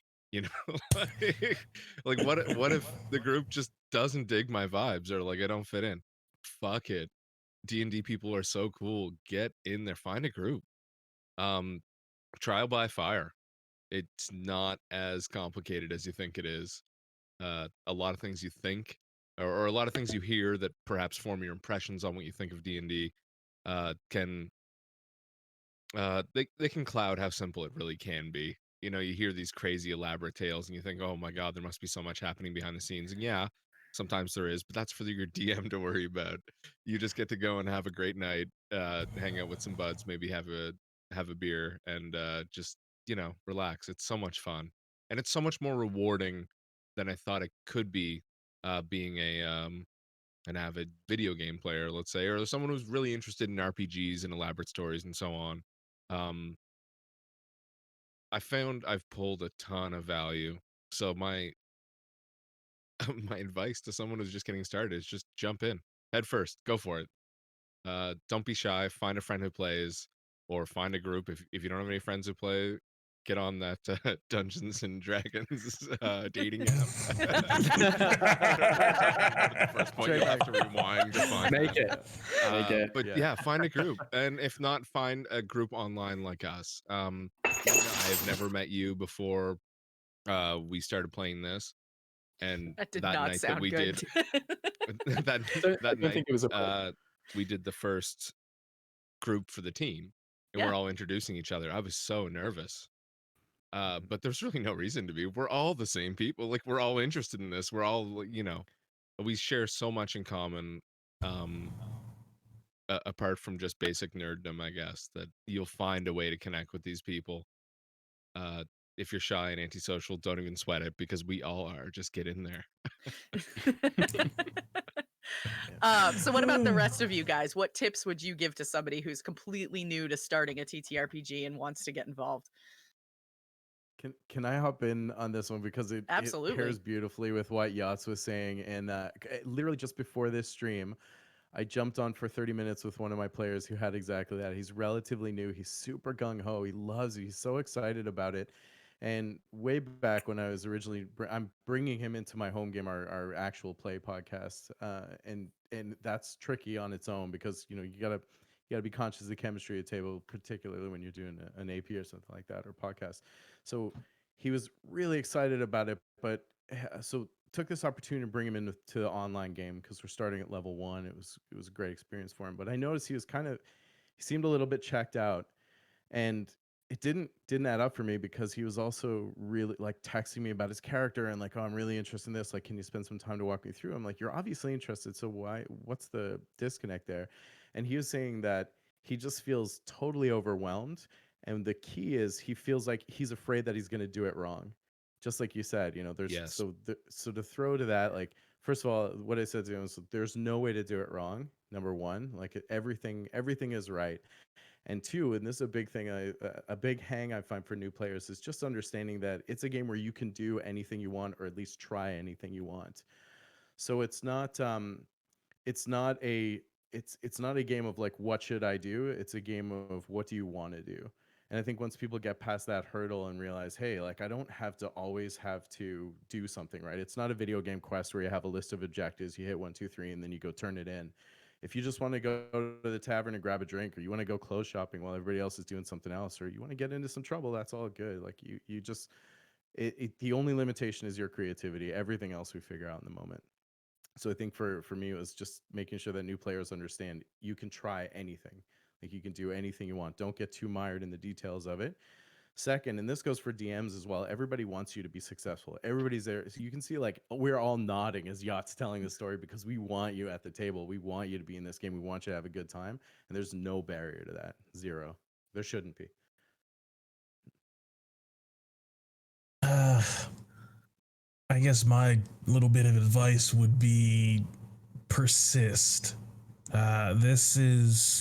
It is an intimidating hobby. It is an intimidating, like, you all know what you're doing and I'm brand new. Please help me. Please be patient. Oh God, what if they hate me? There is layers to the social anxiety that can beat people away from the hobby. Not to mention the bad apples, but persist past those obstacles, persist past, the damn rule books that are unnecessarily thick. 600 pages. It's all right. You don't have to read it all. There's no test. The game itself isn't a test. You can't fail. Persist past the difficulties. Be patient with yourself, because at the end of the day, it is worth it. It is worth the time that you put in and finding a good group and finding a table that you mesh really well with, and a game that you're really excited to keep playing in. And there is a payoff from good D&D or good, TTRPG playing that is unlike anything else. A movie cannot touch it. A book cannot touch it. Video games don't even come close. And I love all of those things dearly, but nothing comes close to this. Yeah, well said. Keep at it. Yeah. Yeah. Eloquent. I for sure can't add anything. What about new DMs, Tim? Ooh. Oh, that's a good question. That's a good question. Yeah. I guess my advice for new DMs would just be relax. Just relax. Like, it's okay. Like, whatever ends up happening, it's probably still fun for everyone. So it's okay. Yeah. I get too like I said earlier, I get too, hey, this wasn't when pinch 2 was supposed to happen. This is early. Like, we needed more time here. There was more pacing that needed to occur. And it's fine. Like, it's the players they're still into it. It's fine. So just relax. I'll grab this one. Don't compare yourself to other DMs. Oh, Don't do it. Don't compare yourself to the DMs that you've played with, at the people at your personal tables. Don't, and I say don't compare yourself, but what I really mean is don't berate yourself and your flaws in comparison to them. You can acknowledge what they're good at and what it is you're good at, and you can see, what you think they may not be good at, and what you should know you're not the best at. That's okay. That's just, knowing yourself and knowing your friends. But do not, think, what's the classic one? Don't compare yourself to Matt Mercer. That's the classic. The Matt Mercer effect. Well, my players want me to be like this, right, and blah blah blah. And then everyone's like, "Well, your player is Sam Riegel." Blah blah blah. And it's like, don't go down that road. It's not. There's nothing but pain and suffering down that way. Be the only DM that you can be, and work on the things that you're good at and the things that you're not so good at, because I guarantee you, I promise you, everyone who DMs has things that they think to themselves and probably out loud, I'm not the greatest at this part. There's something that they just feel like they're always working on. I'm sure any, big name DM that you can think of has something that they're like, I don't know, man, that's not what I really care about. That's not what I focus on. It's just not my thing when it comes to doing this hobby. And that's their weak point. And that's okay. You don't have to be perfect. None of us are. You're just here to have fun, just like the players. Yeah. Two things that I want to say to bounce off of that. I personally don't DM. I've never DM'd. I don't feel, at least, that I would be a strong DM, because I tend to let characters walk all over me. But when we first started streaming Tabletop Tavern a year ago or so, people would say, like, my friends would say, like, well, aren't you concerned about things like Critical Role and things like that? And I'm like, but we're not Critical Role. And we're not, insert big name here. We're Tabletop Tavern. We're going to do it our way, and people are going to like that or they're not. And it's the same thing with your table. If you're playing with a local group or online or whatever it is that you're doing, you're going to play it the way that your story is meant to be played. Don't compare it to this is how Critical Role would do it, or, oh my gosh, I have to do it that way because somebody said I had to. It's not the case. Like, you're just there to have fun and tell a story together. And that's really what it boils down to. In my opinion. And I think it just, sure, take ideas from other stories that you've seen or heard or read or whatever, but don't compare yourself. If you're not Matt Mercer every single Sunday night, then that's okay. Nobody wants you to be because he already exists. I can't even look myself in the mirror on those days. What a failure. I'm not even Matt Mercer today. I can't pull off like leather wristbands. Right. My issue is every day I don't wake up as Matt Mercer is another day closer to death without being Matt Mercer. I can't keep doing this. I just can't. Every day I wake up and I'm not Matt Mercer, I'm like, damn, he still has better hair than me. Yeah, I turn to my little cardboard cutout shrine and I get on my knees and I just start crying again. Somebody please clip this and tag Matt Mercer. Look at these idiots talking about. Let's be honest though, we know he's sitting in an ivory tower somewhere looking down on all. No, that's clearly No. not. Do you know how many elephants he fucking killed to make that tower? You know how many elephants died? Oh my Just God. one big one. One big And everyone was like, it's Matt Mercer. All right. Yeah. Let it happen. Come on. Oh my Jokes gosh. aside though, my mantra on that too is, and Mike and I actually we've had some time to chat back and forth and chew the fat over this type of stuff too. If you're comparing, just like you said, Luna, there's already a Matt Mercer, there's already a Critical Role. If you are tied into comparing yourself to something or someone else, you will never be better at that than that person is at being themselves. Just like no one will be better at being you than you will be. And people come for you. They don't come for the game, right? There are a ton of Twitch streams out there, almost as good as How I Nerd, but there's lots out there. And the differentiating factor is not the game, because we're all playing the same game in most cases. A lot of people playing the same game, right? It's the people. And if you are chasing after someone else, you will always only be second best at that. No one can be better than you at you. So, and that rule applies both ways. Yeah. Yeah, I just watched a video the other day with Joe Manganiello talking about his D&D group, which is all these celebrities and stunt doubles and people like that. They're just like us. They're just a group of nerds gathered around the table. I mean, to look at the pictures of them, it's hilarious because it's like, oh my God, that could be my table on any given night, Yeah. And it's that, I'm not striving to have the same story that they're having, I'm just here to have fun with my friends and, in the case of the games that are streaming, and to put on an entertaining show for the people who want to spend their time with us, and if we're not for them, that's okay. One of the things that we always say about the Tabletop Tavern shows is that Yachts, correct me if I'm wrong, but it kind of feels like to us, those of us that have been playing for a little while anyway, we're like the group of friends that plays in someone's basement, on Sunday night.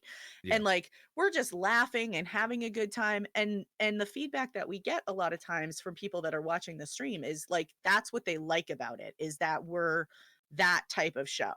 And, if that's not for you, that's okay. That's fine. That's not your type of show. And that's not how you want to play. I mean, some people I know get super focused and into character, and that's great too, because that can make for some really great role play. And every table is going to be unique. To wrap that up, whatever you're doing, and this really plays into what all of you guys have said, whatever you're doing, there is someone out there who's looking for just that. And you just haven't met yet, or they haven't stumbled across. But no doubt, Critical Role, Hyper RPG, the big boys in the scene are the big boys for a reason, and a good reason. They're fantastic in quality. Their production quality is unmatched. Their acting, everything, it's spot on. But for someone who grew up on like basement games, maybe there's value to be had using that content, but with other content like ours or like yours or like anyone's, right? Um, yeah, where we can kind of break the fourth wall and not be too worried about it and joke around and pick on each other midstream. You know, like it's all Yeah. part of the fun. Yeah. But that's our environment. That's what works for us. But whatever you're doing out there, there's a space for it, and there's friends who want exactly that in their game. To wrap back around to like advice for a new DM or a new player, follow your own philosophy in life and meet friends who agree with it, and just keep on rocking. Like, Just put out those Yeah. nerdy feelers, man. I mean, definitely. Got those litmus Talk- tests ready. yeah. That's right. Talk I about think- that before the show. Even so, there is there's merit in that too. If they're really producing, kind of hitting on what you said, Yachts. I'm gonna play devil's advocate a bit here Sure. because I'll come right out and say it. I'm going there. When Critical Role was on GNS, I actually had like, it used to drive me crazy because the production quality wasn't very good, and I could see in the stream what was happening, and I knew that they had some play, but I felt like that platform didn't invest the way that they could have to amplify it. And I don't profess to know all the ins and outs of that. Two really great producers, but I really do think that it got special for me when Critical Role went and started to become their own brand, because that is the first time I felt like they really seriously started to invest in it. I looked at like, just watch some of the old stuff, and for a very long time, and let's say a lot of dollars later, they were still like in this janky little setup, and it's like they didn't really take it seriously as much as the people on camera or the people in stream did. And I felt like that did it a little bit of an injustice. I hope like this, I'm probably gonna delete my Twitter tomorrow, but I'm letting them know now. They're going to be on you. Yeah, right. it's true though. I mean, so the comment of production look, as well. it's Mercer. Hang on. Yeah, He's bad right. talking it. Yeah, it's more nudes. We know what's going on over there. I think there are a ton of really amazing streams out there with tremendous production quality. I know of a few. I've been back and forth with them, and they have studio, because they have studios. They work, like, their vocation in life is media production, so they automatically have these brilliant toys, and they put them to work on D&D streams. They're incredible, and they might be rocking like a couple hundred viewers. And that's my point exactly. If you look at the gap between Critical Role, who might pull like 60,000 to 70,000 viewers, there are a lot of streams that are quality equal to, and even story-wise, that a lot of people might argue is even better, but the gap is so huge. And that's the point I was making earlier. It's not because people want to watch D&D on stream, it's because they want to watch those people do those things. In a lot of cases, people don't want that level of production, and a lot of small content creators or medium content creators really strive to create this massive, overblown Hollywood-style production. There are a lot more viewers who don't want that. They want the feel of like buddies at the table. They want to watch a show when they want to watch a show.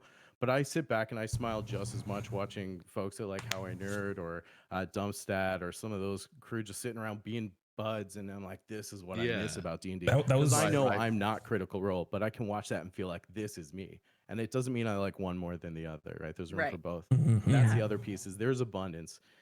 A lot of people have this perception, I don't get it, that like someone who's doing something else is taking something from them, and that forces people to really hold things close to the vest, and people are afraid that to really share bothers or me support. too. It's like, no one's gonna steal views from you or viewers from you. There are, like, we had this conversation on the stream last week, there are 8 billion people in the world. If you think that like the same 100 people who are watching this channel are 100 people that you don't have, they're just 100 people that you don't have, right? Like, they're not. If anything, they're developing the space, man. They're proving the market. They're bringing more and more people in. Like when Critical Role is live, let's say they have their, 60,000 viewers or whatever it is. When the stream ends, not all of them are going, man. They're gonna filter out into smaller streams. They're gonna meet you. You're gonna make new friends. You're gonna become part of your community.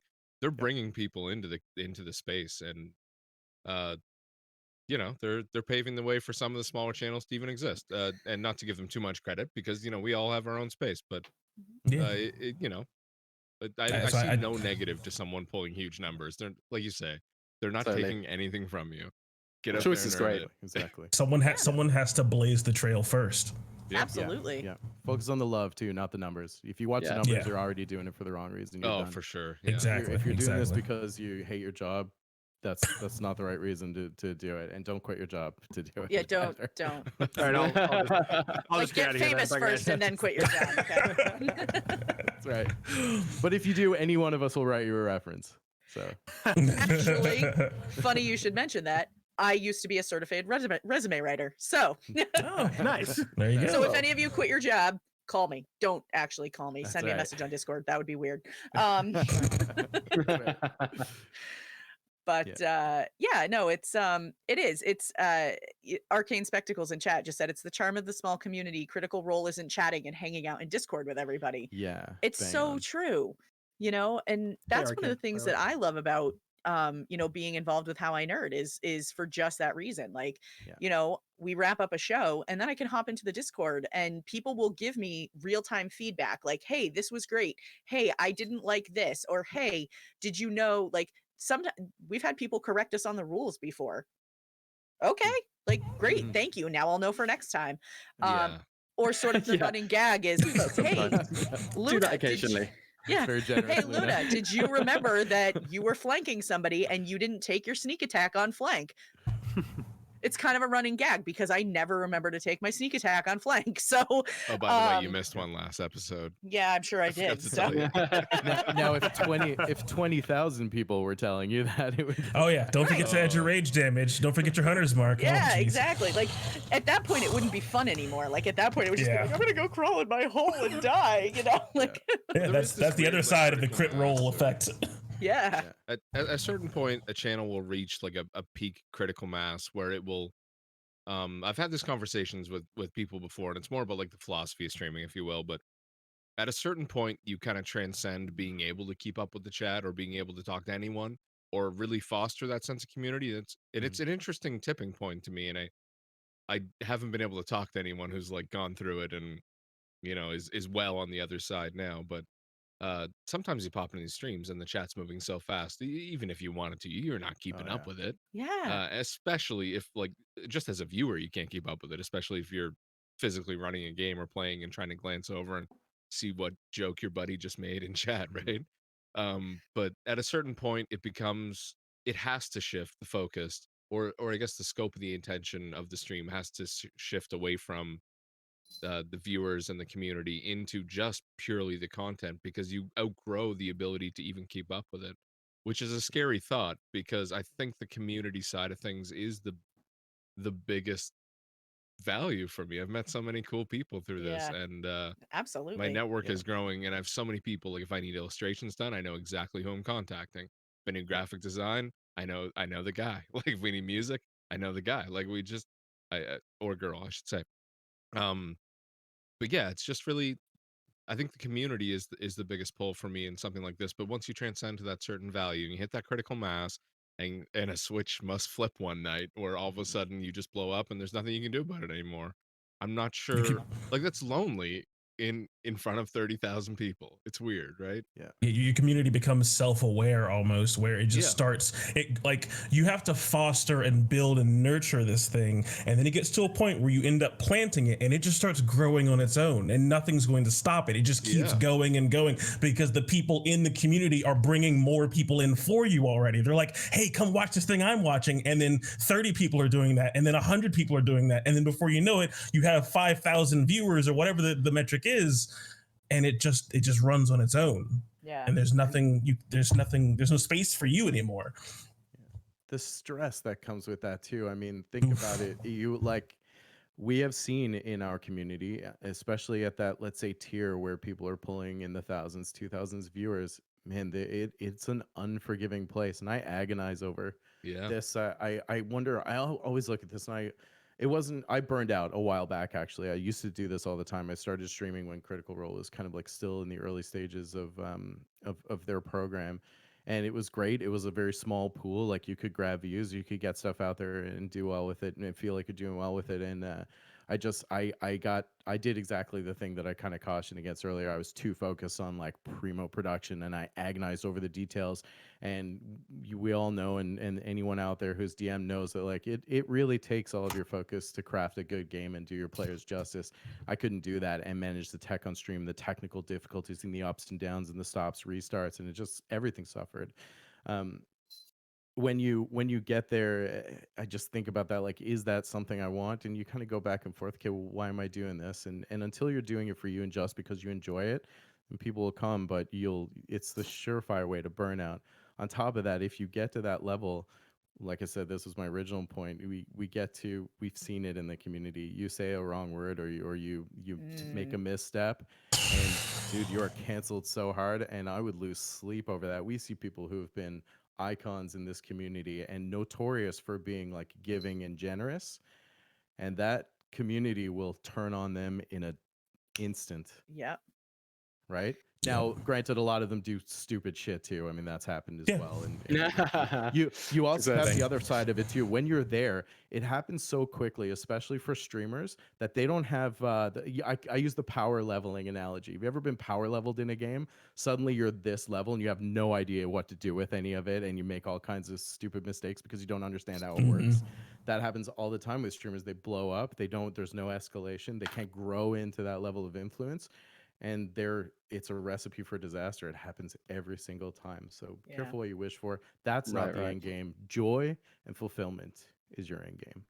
Also, speaking of not concentrating on production value, I'm the only one without a green screen, yeah? I'm the one keeping it real. You're all, you're not concentrating on the right stuff, yeah? I'm the one with like the gritty kitchen background. I've got a kitten running around, yeah? If you want to keep it real, yeah? I'm taking Twitch back to what it was. Yeah, real grassroots. He's the pirate radio of this right now. Who's with me? I'll see you with my own two hands. Exactly, yeah. Shit. I'm gonna see you outside with a VHS, yeah? VHS. Come on, laser disc only. Laser disc. Yeah. I'm gonna grab my mini disc player and I'll see you outside. All right, I'm gonna reel out my reel to reel. All right, how about that? That's right. You've been made. Yeah, You've been made. Oh my gosh. Jeez. I think Cold busted. For me, one of the things with streaming and doing an actual play game while we're streaming and all of that is the best nights for me are the ones when I almost hate to say this, but when I forget about chat and I forget that we're on a screen and I forget that there's a camera and I'm just so involved in the story that I'm like, oh my God, I haven't read chat in 20 minutes. I should probably make sure there was nothing I needed to see. Those are the nights that I'm like, this is what I started this for. This is what I got into doing this for. And, you forget about, your 1,500 mazillion watts of lighting all around you and your green screen and all that good stuff. Yeah. But it's just like, those are the nights when we're just, it's almost like sitting at the table with my friends, except for they're just on the other side of my camera. So it's you're chasing an immersive experience, right? Yeah, because at the end of the day you still want to play the game. Exactly. You still want to actually enjoy the experience. That's like the sort of a weird thing about my whole thing is like, this is something that me and my fiance are doing for Lionhead Gaming. It's our pet project that our friends are just a part of. They're not a part of Lionhead Gaming at a truly cast level. It's just something that we're doing for our own enjoyment and for our own fulfillment, and just started out as a way to record the games and be able to look back on them and be like, oh yeah, I remember when that happened 3 months ago, and I have footage of it. It's cool.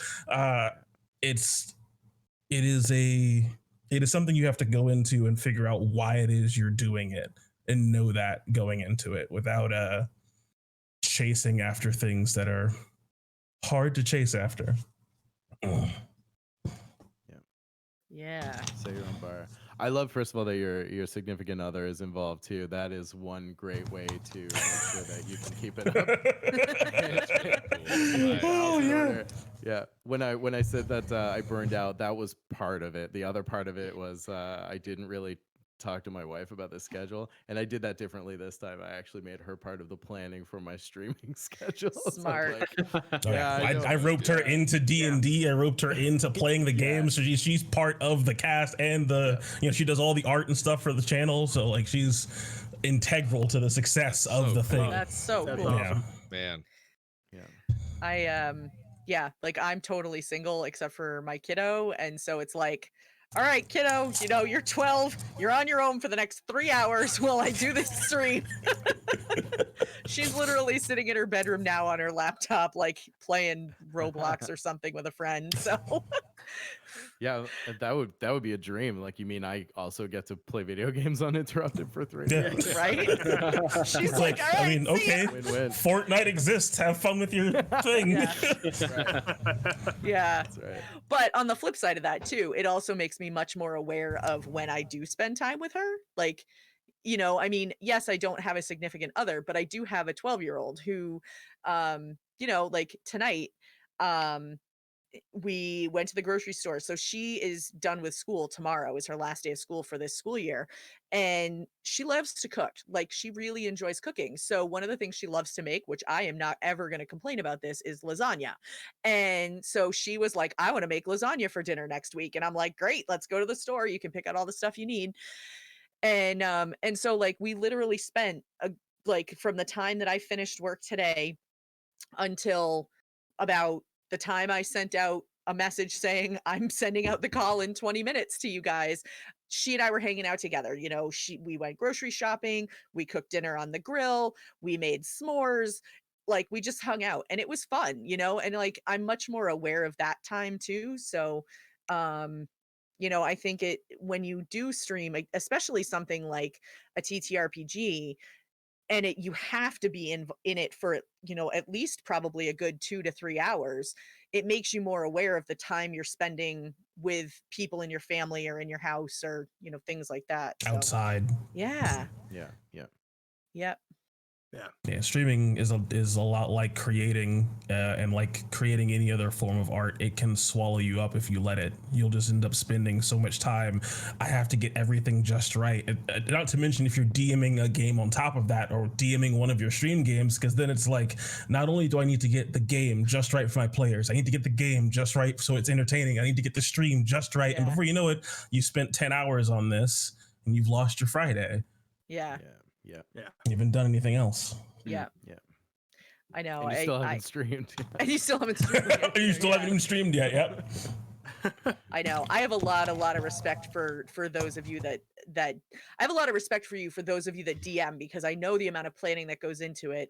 You know, my ex-husband was one of the perpetual DMs, and I have a ton of respect too for those of you that DM a streamed game, because you have that extra layer of stuff on top of it all. So yeah, it's it does not go unnoticed. So You know, if the thing is, if you're a one person shop and you're DMing and streaming, you just got to get it to a point. You got to set it and forget it and just go Yep. with the game. And you know what? The other thing too is, like, if the stream craps out, it's not the end of the world. It doesn't mean like you shot your shot and that's it for you, right? Like, in fact, if anything, if you're gonna make those kinds of you know, missteps or experience them, your first couple of streams is when you do it, man, because that's when like no one's really around. You know, you might get like, you might have a couple of people pass through or looking, but that's when you want to do it.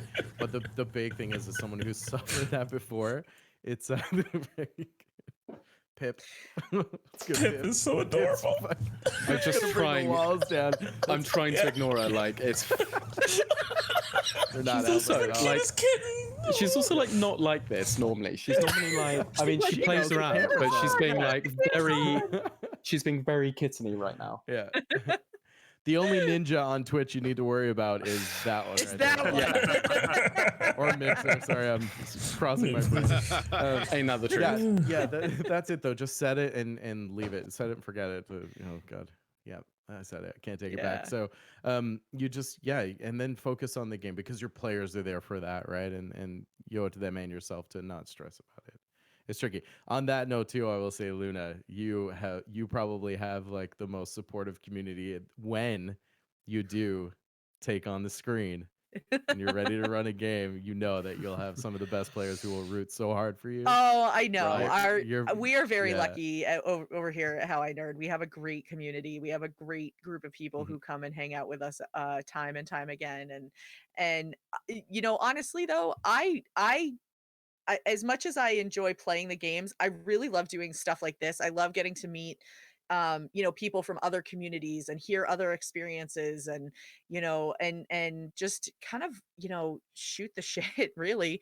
I mean, you know, I'm a big, I don't want to say I'm a big con goer, but like I go to PAX East every year. Like that's my, you know, because I live an hour and a half north of Boston. So, you know, I hit that up every year, and it's like these are all the conversations that I get to have with those people when I go to that convention, but I get to do it every week.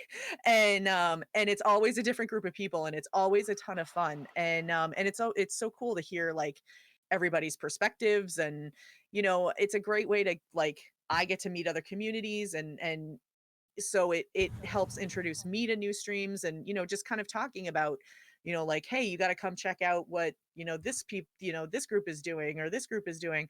Or then it's really funny too, because like I'll be like, oh yeah, sure, I'll join Shambazzle's you know, Discord. Hey, oh my god, Nerdy Chicken, you're in here too. Like check that out, you know. So that's always kind of fun too, because it's like, oh, I didn't realize that we had that connection as well, or you know, things like that. But Absolutely. yeah, it's one of the things that I've learned over the course of doing this is like how great the I mean, I always knew the TTRPG space was pretty awesome, but like getting to like see it now firsthand on uh to learn about the farm where the old PCs goes. Yep. um and just like seeing how great the community is, the TTRPG community is on a much bigger scale than I normally would get to, is so much fun, because it's like everybody is rooting for everybody else. Like we all want, like I want all of your streams to succeed just as much as I want my own stream to succeed, because it's like we're all doing this to have fun. So yeah. Oh my gosh. And a rising tide lifts all boats. Absolutely. Absolutely. It's true. That's what I mean. You have the choice to be one of those creators or be one of those individuals in the community who is not afraid to like share and prop up and participate that way, or you can be the one who like shrinks in the corner and just thinks everyone's out to get you. Trust me, no one's out to get you. Like share.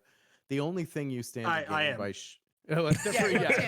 Tim's, but that's he's waiting. Just so you know, it's not indicative of Paradise. That's me personally. Tim's opinions do not reflect the opinions of Paradise RPG. I'm gonna start getting that scrolling along the bottom. Yeah, no, I probably should. I say a lot of shit I shouldn't all the time. Shannon's like, God damn it. Shannon's in like instant mitigation mode on Twitter right now. Like she's preparing. No, I'm joking. I'm not statements. out to get your streams. Just you personally. Just okay. Oh, okay. That's fine. Yeah. Well, that makes me feel it's a only little better. personal. Yeah, that's it. There's like I Jesus, said, there's I'm sorry, lots bro. out there. Support, and yeah, and it's a small circle. Like I said, Luna, for as vast as it feels, like it's a small community, and there's a lot of love there if you know where to look. Yeah, and absolutely.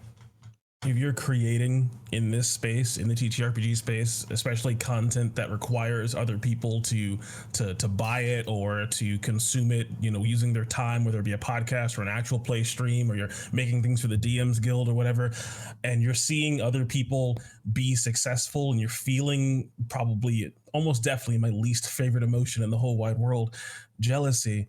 It is a natural thing to feel. Do not admonish yourself for feeling like a human being. It is human to feel jealousy, but understand that it's not going to help you. The drive for your own success, if you're trying to do something, especially if you're trying to do something commercial, does not come from jealousy. It comes from your own ambition, your own persistence, past opposition, and passion. Don't forget why it is you want to create these things, why it is you want to make adventure modules, why it is you want to make subclasses and draw art or share your game with people. Let that passion be what carries you past those moments of, darn, I wish that was me. Move past that. It's okay to feel that, but move past it. That's definitely, that particular feeling is definitely something I've struggled with for a long time. Like, Oh yeah. I really have to rein it in, like, because I recognize what you just said. I recognize that it's like that's not helping anybody. Yeah. It's not helping you. It's not helping them. Like, it's you guys have more in common than you have anything, you know. And that's something that I have to really focus to rein in a lot. I think it's born of an early singing career, but because there's only one soloist in a choir. Yep. I wanted to be the first chair for the violin. I get it. Exactly. Also an only child, so like so many things that happen. It's all. But that was so well said, and I just wanted to really emphasize that. Yeah, I was gonna Really say, you know, if the whole TTRPG like streaming thing or whatever doesn't work out for you, you could definitely do gaming motivational speaking. Yes. Yeah. Oh, yeah, for definitely. sure, for I keep sure. getting told So I can do relatable. all different kinds of speaking things. Welcome to Oh, my yeah. TEDx talk on how to have self-esteem through D&D. Just There you makes go. you think. Yeah. And legit. also, Lion, you said your least favorite emotion is jealousy. Mine is actually, I felt it earlier today. There's not a name for it, but basically, I cut my thumb on the cheese grater. And the emotion was like sort of pain, sadness, but also like kind of anger and shame. I just Yeah, wanted to it's share really the, that. just it's the happens, feeling you know, of that it's kind the of thing? feeling of oh, you fucking idiot, god damn Yeah, it's like I Yeah. can't believe I've done that on a cheese Yeah. grater, and it really hurts. That's my least favorite emotion. Pain on a fantastic. physical and an emotional level. I like that. Right, I love it, yeah. I love it. Yeah, With a Did you tinge of use the shame. cheese though? Did you use that cheese? I obviously still use the cheese. Yes. Yeah. Okay. Good. Well, well, he's not That's a that man's a monster. true hero. I mean, it's already That's a true graded. hero. Yeah. That's it. I'm not gonna Oh, stop now. important question. Here we are, Tales from the Tavern, answering the important questions of your everyday life. You can now charge into Friday knowing that you're a little bit smarter than you were 2 hours ago.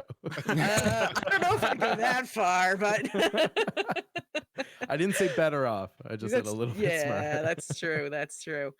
All right. Well, let's see. We're getting close to time. We're not quite there yet. So I'm gonna throw out one last question. That always ends up being a divisive one. Do your dice have to match? Yes, 1000%. I don't know what kind of Yes. psychopath wouldn't.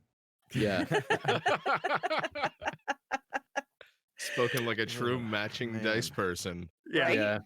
I believe it's to the point where I get annoyed when the players pick up everyone else's dice to do a roll, and you're Oh, there that like, bugs me so much. but it's like, why? It doesn't make any sense because they're thinking, you know what they're thinking, which is like, this is quicker and maybe more Yeah. dramatic if I do it. But actually, by the time you've gone around the table and you've collected everyone's dice, then it took longer anyway, and then you lose dice. Yeah. 100% has to match. I would rather, to the point where if I had 8 d6s in front of me and I had to do an 8d6 roll, I would sooner roll that 1d6 8 times than pick up the other Mhm. 8. I hear you. I would Strong- do strong the same feeling. thing. I only have one dice set, and it was something I found on Kickstarter where it was like, hey, here's a cool little comprehensive set of basically all the dice you'll need. Here's like 10 d6, so you can do every level of sneak attack. Here's like 3 d20s, a d100, and like 5 d8s, etc., etc., etc. Oh. And I got it because I thought, oh, okay, this is cool. I may use this one day. I've never used it. And all the dice match their corresponding, like all the d6s were the same orange red color and all the d8s were the same purple, but they don't match each other, if that matters, but they do match themselves. And I was like, I like that, so I guess they have to match based on that. I'm I have. oh, Go sorry, ahead. go ahead. No, go ahead. I'm not big on matching, but I do have this thing about only using translucent dice. I don't use opaque dice. I'm sorry, because the Oh, opaque wow. ones are usually the prettiest. Yeah, and I did this to myself. I did when I first started kind of content creating way back. I was like, did a dice test. So I did like a balance test. You float in like salt water and stuff like that, and invariably the translucent ones were always the least biased, and that just kind of it's so weird. It's just a weird like dice juju That's really thing. interesting. That's so I have this thing with translucent dice, and I only use translucent dice. Huh. Unless the weighted dice are weighted 20s, and then I'll Mine has to be really clear. translucent dice. I don't like a lot of design. Like mine have to be like Yeah. this level of simple. Yeah. That I looks just an wanna awful go lot with like the you and I carbonated, have the same set. Looks like, except mine are black instead of blue. Probably, yeah. It's like the metal same. just Those are metal metal. Is that has the- metal? They are metal, yeah. Yeah, same. Yeah, it's like the same thing. Yeah. But I just love glancing at it. Like when someone gives you what Mhm. they think is a nice set, and actually it's just you can't. Is that a 1? I can't. Yeah, I don't like that. Glance value. Yeah, mine, all of my sets match, and then I have to go one step further. I'm not one of those people that can mix all of my sets in like one dice bag. Oh god. Mine are still in cases in the dice bags. so that they don't get mixed up among each other. Like, Right. because I can't have my bad behaving dice getting their bad juju on my good dice. So they have to stay separate. And then I have a set right here. Like, this set is like my backup. Oh my God, Fantasy Grounds crashed and I need a set of dice. I have another set. Oh no, they're downstairs next to my desk, my work at home desk, which is my nice like metal color changing set that I have. And then the rest of them are all kind of put away. But Yeah. Yeah. Have you found out that you can roll dice in Google? I only found that out the other week. Yeah, I yeah. did That's see how- that once. That's how I Yeah. do it on Too. stream usually, actually. Yeah, it's like, Yeah. so I can't believe it's that. I don't know how long it's been there, but I only found that out recently. Yeah. Just type in By dice by roller. voice. Boom. You can do it Yeah. by Yeah. voice too on your mobile. Yeah. You can say like, Yep. okay, Google. And it'll Like, watch, pop yeah, up here, with a here. Let's see if I can do this. roll a bunch of dice so it does the I'm gonna waterfall screw it up thing. Too bad. Hopefully my boss doesn't text me angrily right now as I do this. But okay, Google, roll 2d20 and give me the highest average. I think I just.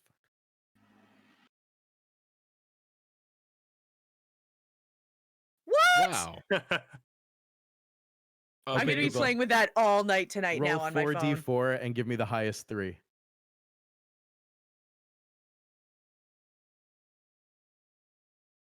Sure, I'll use those for stats. That's cool.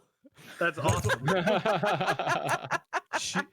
She's still learning. It's all good. That's so cool.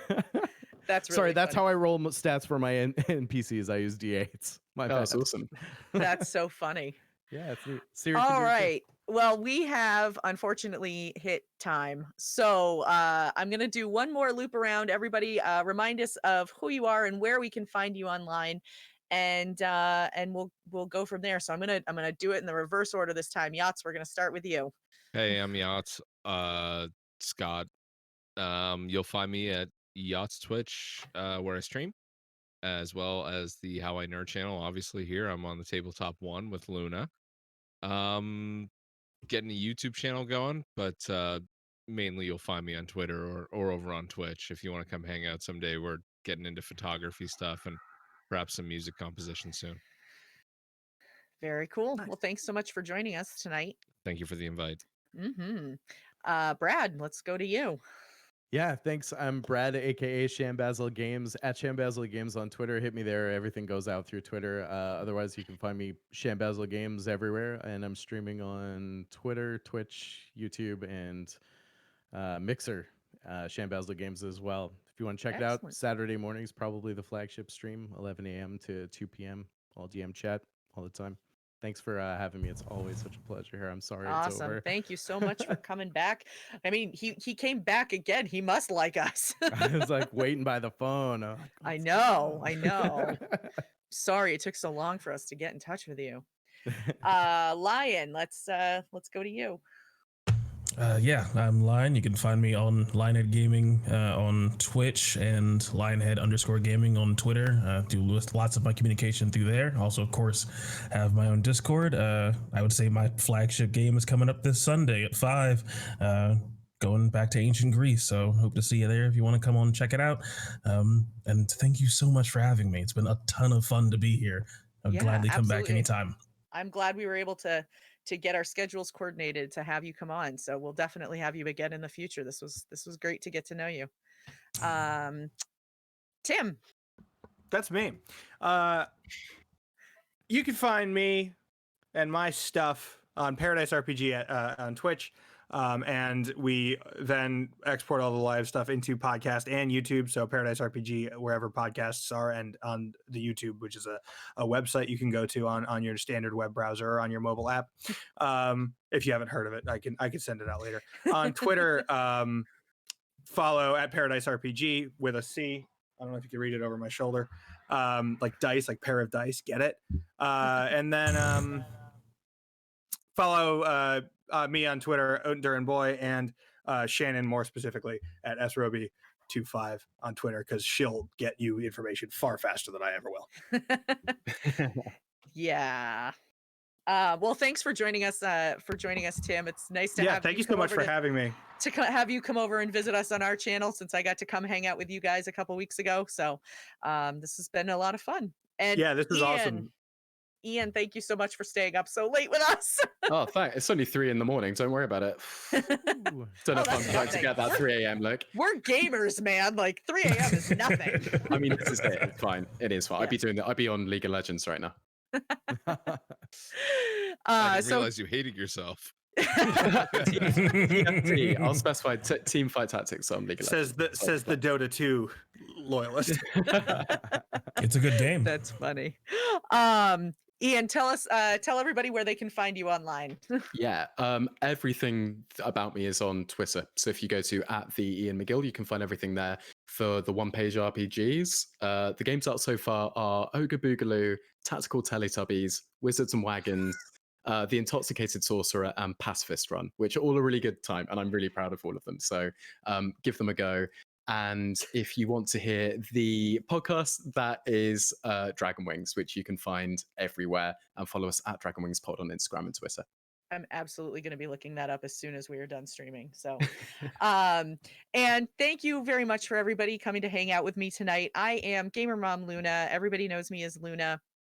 And you can find streams here on the How I Nerd channel Sunday night, 8 p.m. Eastern with Tabletop Tavern, which is our flagship show, Pathfinder First Edition. You can see Neural Nexus Zero here on Mondays at 9 p.m. Eastern, which is our 1980s Boston cyberpunk campaign that is done on the Savage Worlds rule set. Tuesday nights, we take the night off because occasionally we like to breathe. On Wednesdays, you can find us with Tabletop Tavern 2, which is our second Pathfinder campaign. Different set of characters, different DM, but still a lot of fun. And then Thursday nights here at 8 p.m., you can come and join us for Tales from the Tavern, where we get to have the coolest of the cool nerds on the internet come and hang out and talk all things nerdy with me.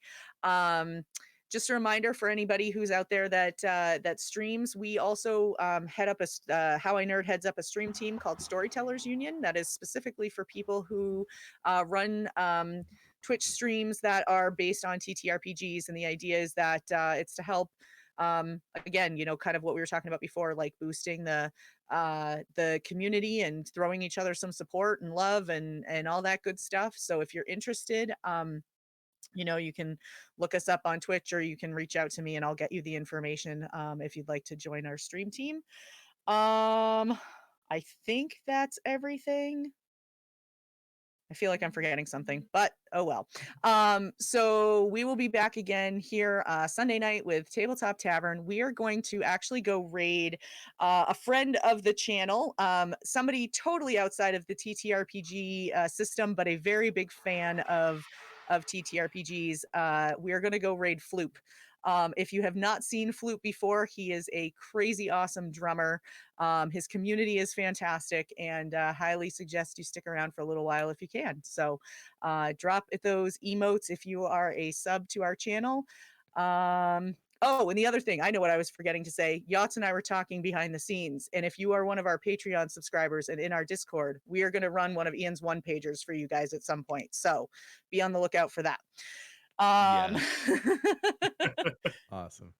I'm so excited. Yeah. So that'll be a ton of fun. So thank you guys all very much for joining us tonight. And I hope you all have a great night. Say hi to Floop, and it'll be great. So we will drop that into, yeah, thank you so much. Mike, are you going to set off the raid? Please. Yar. Thank you. Okay.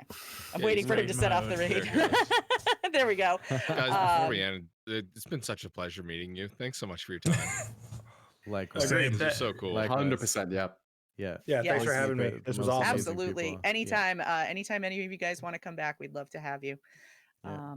So have a great night, and we'll see you soon. Nice.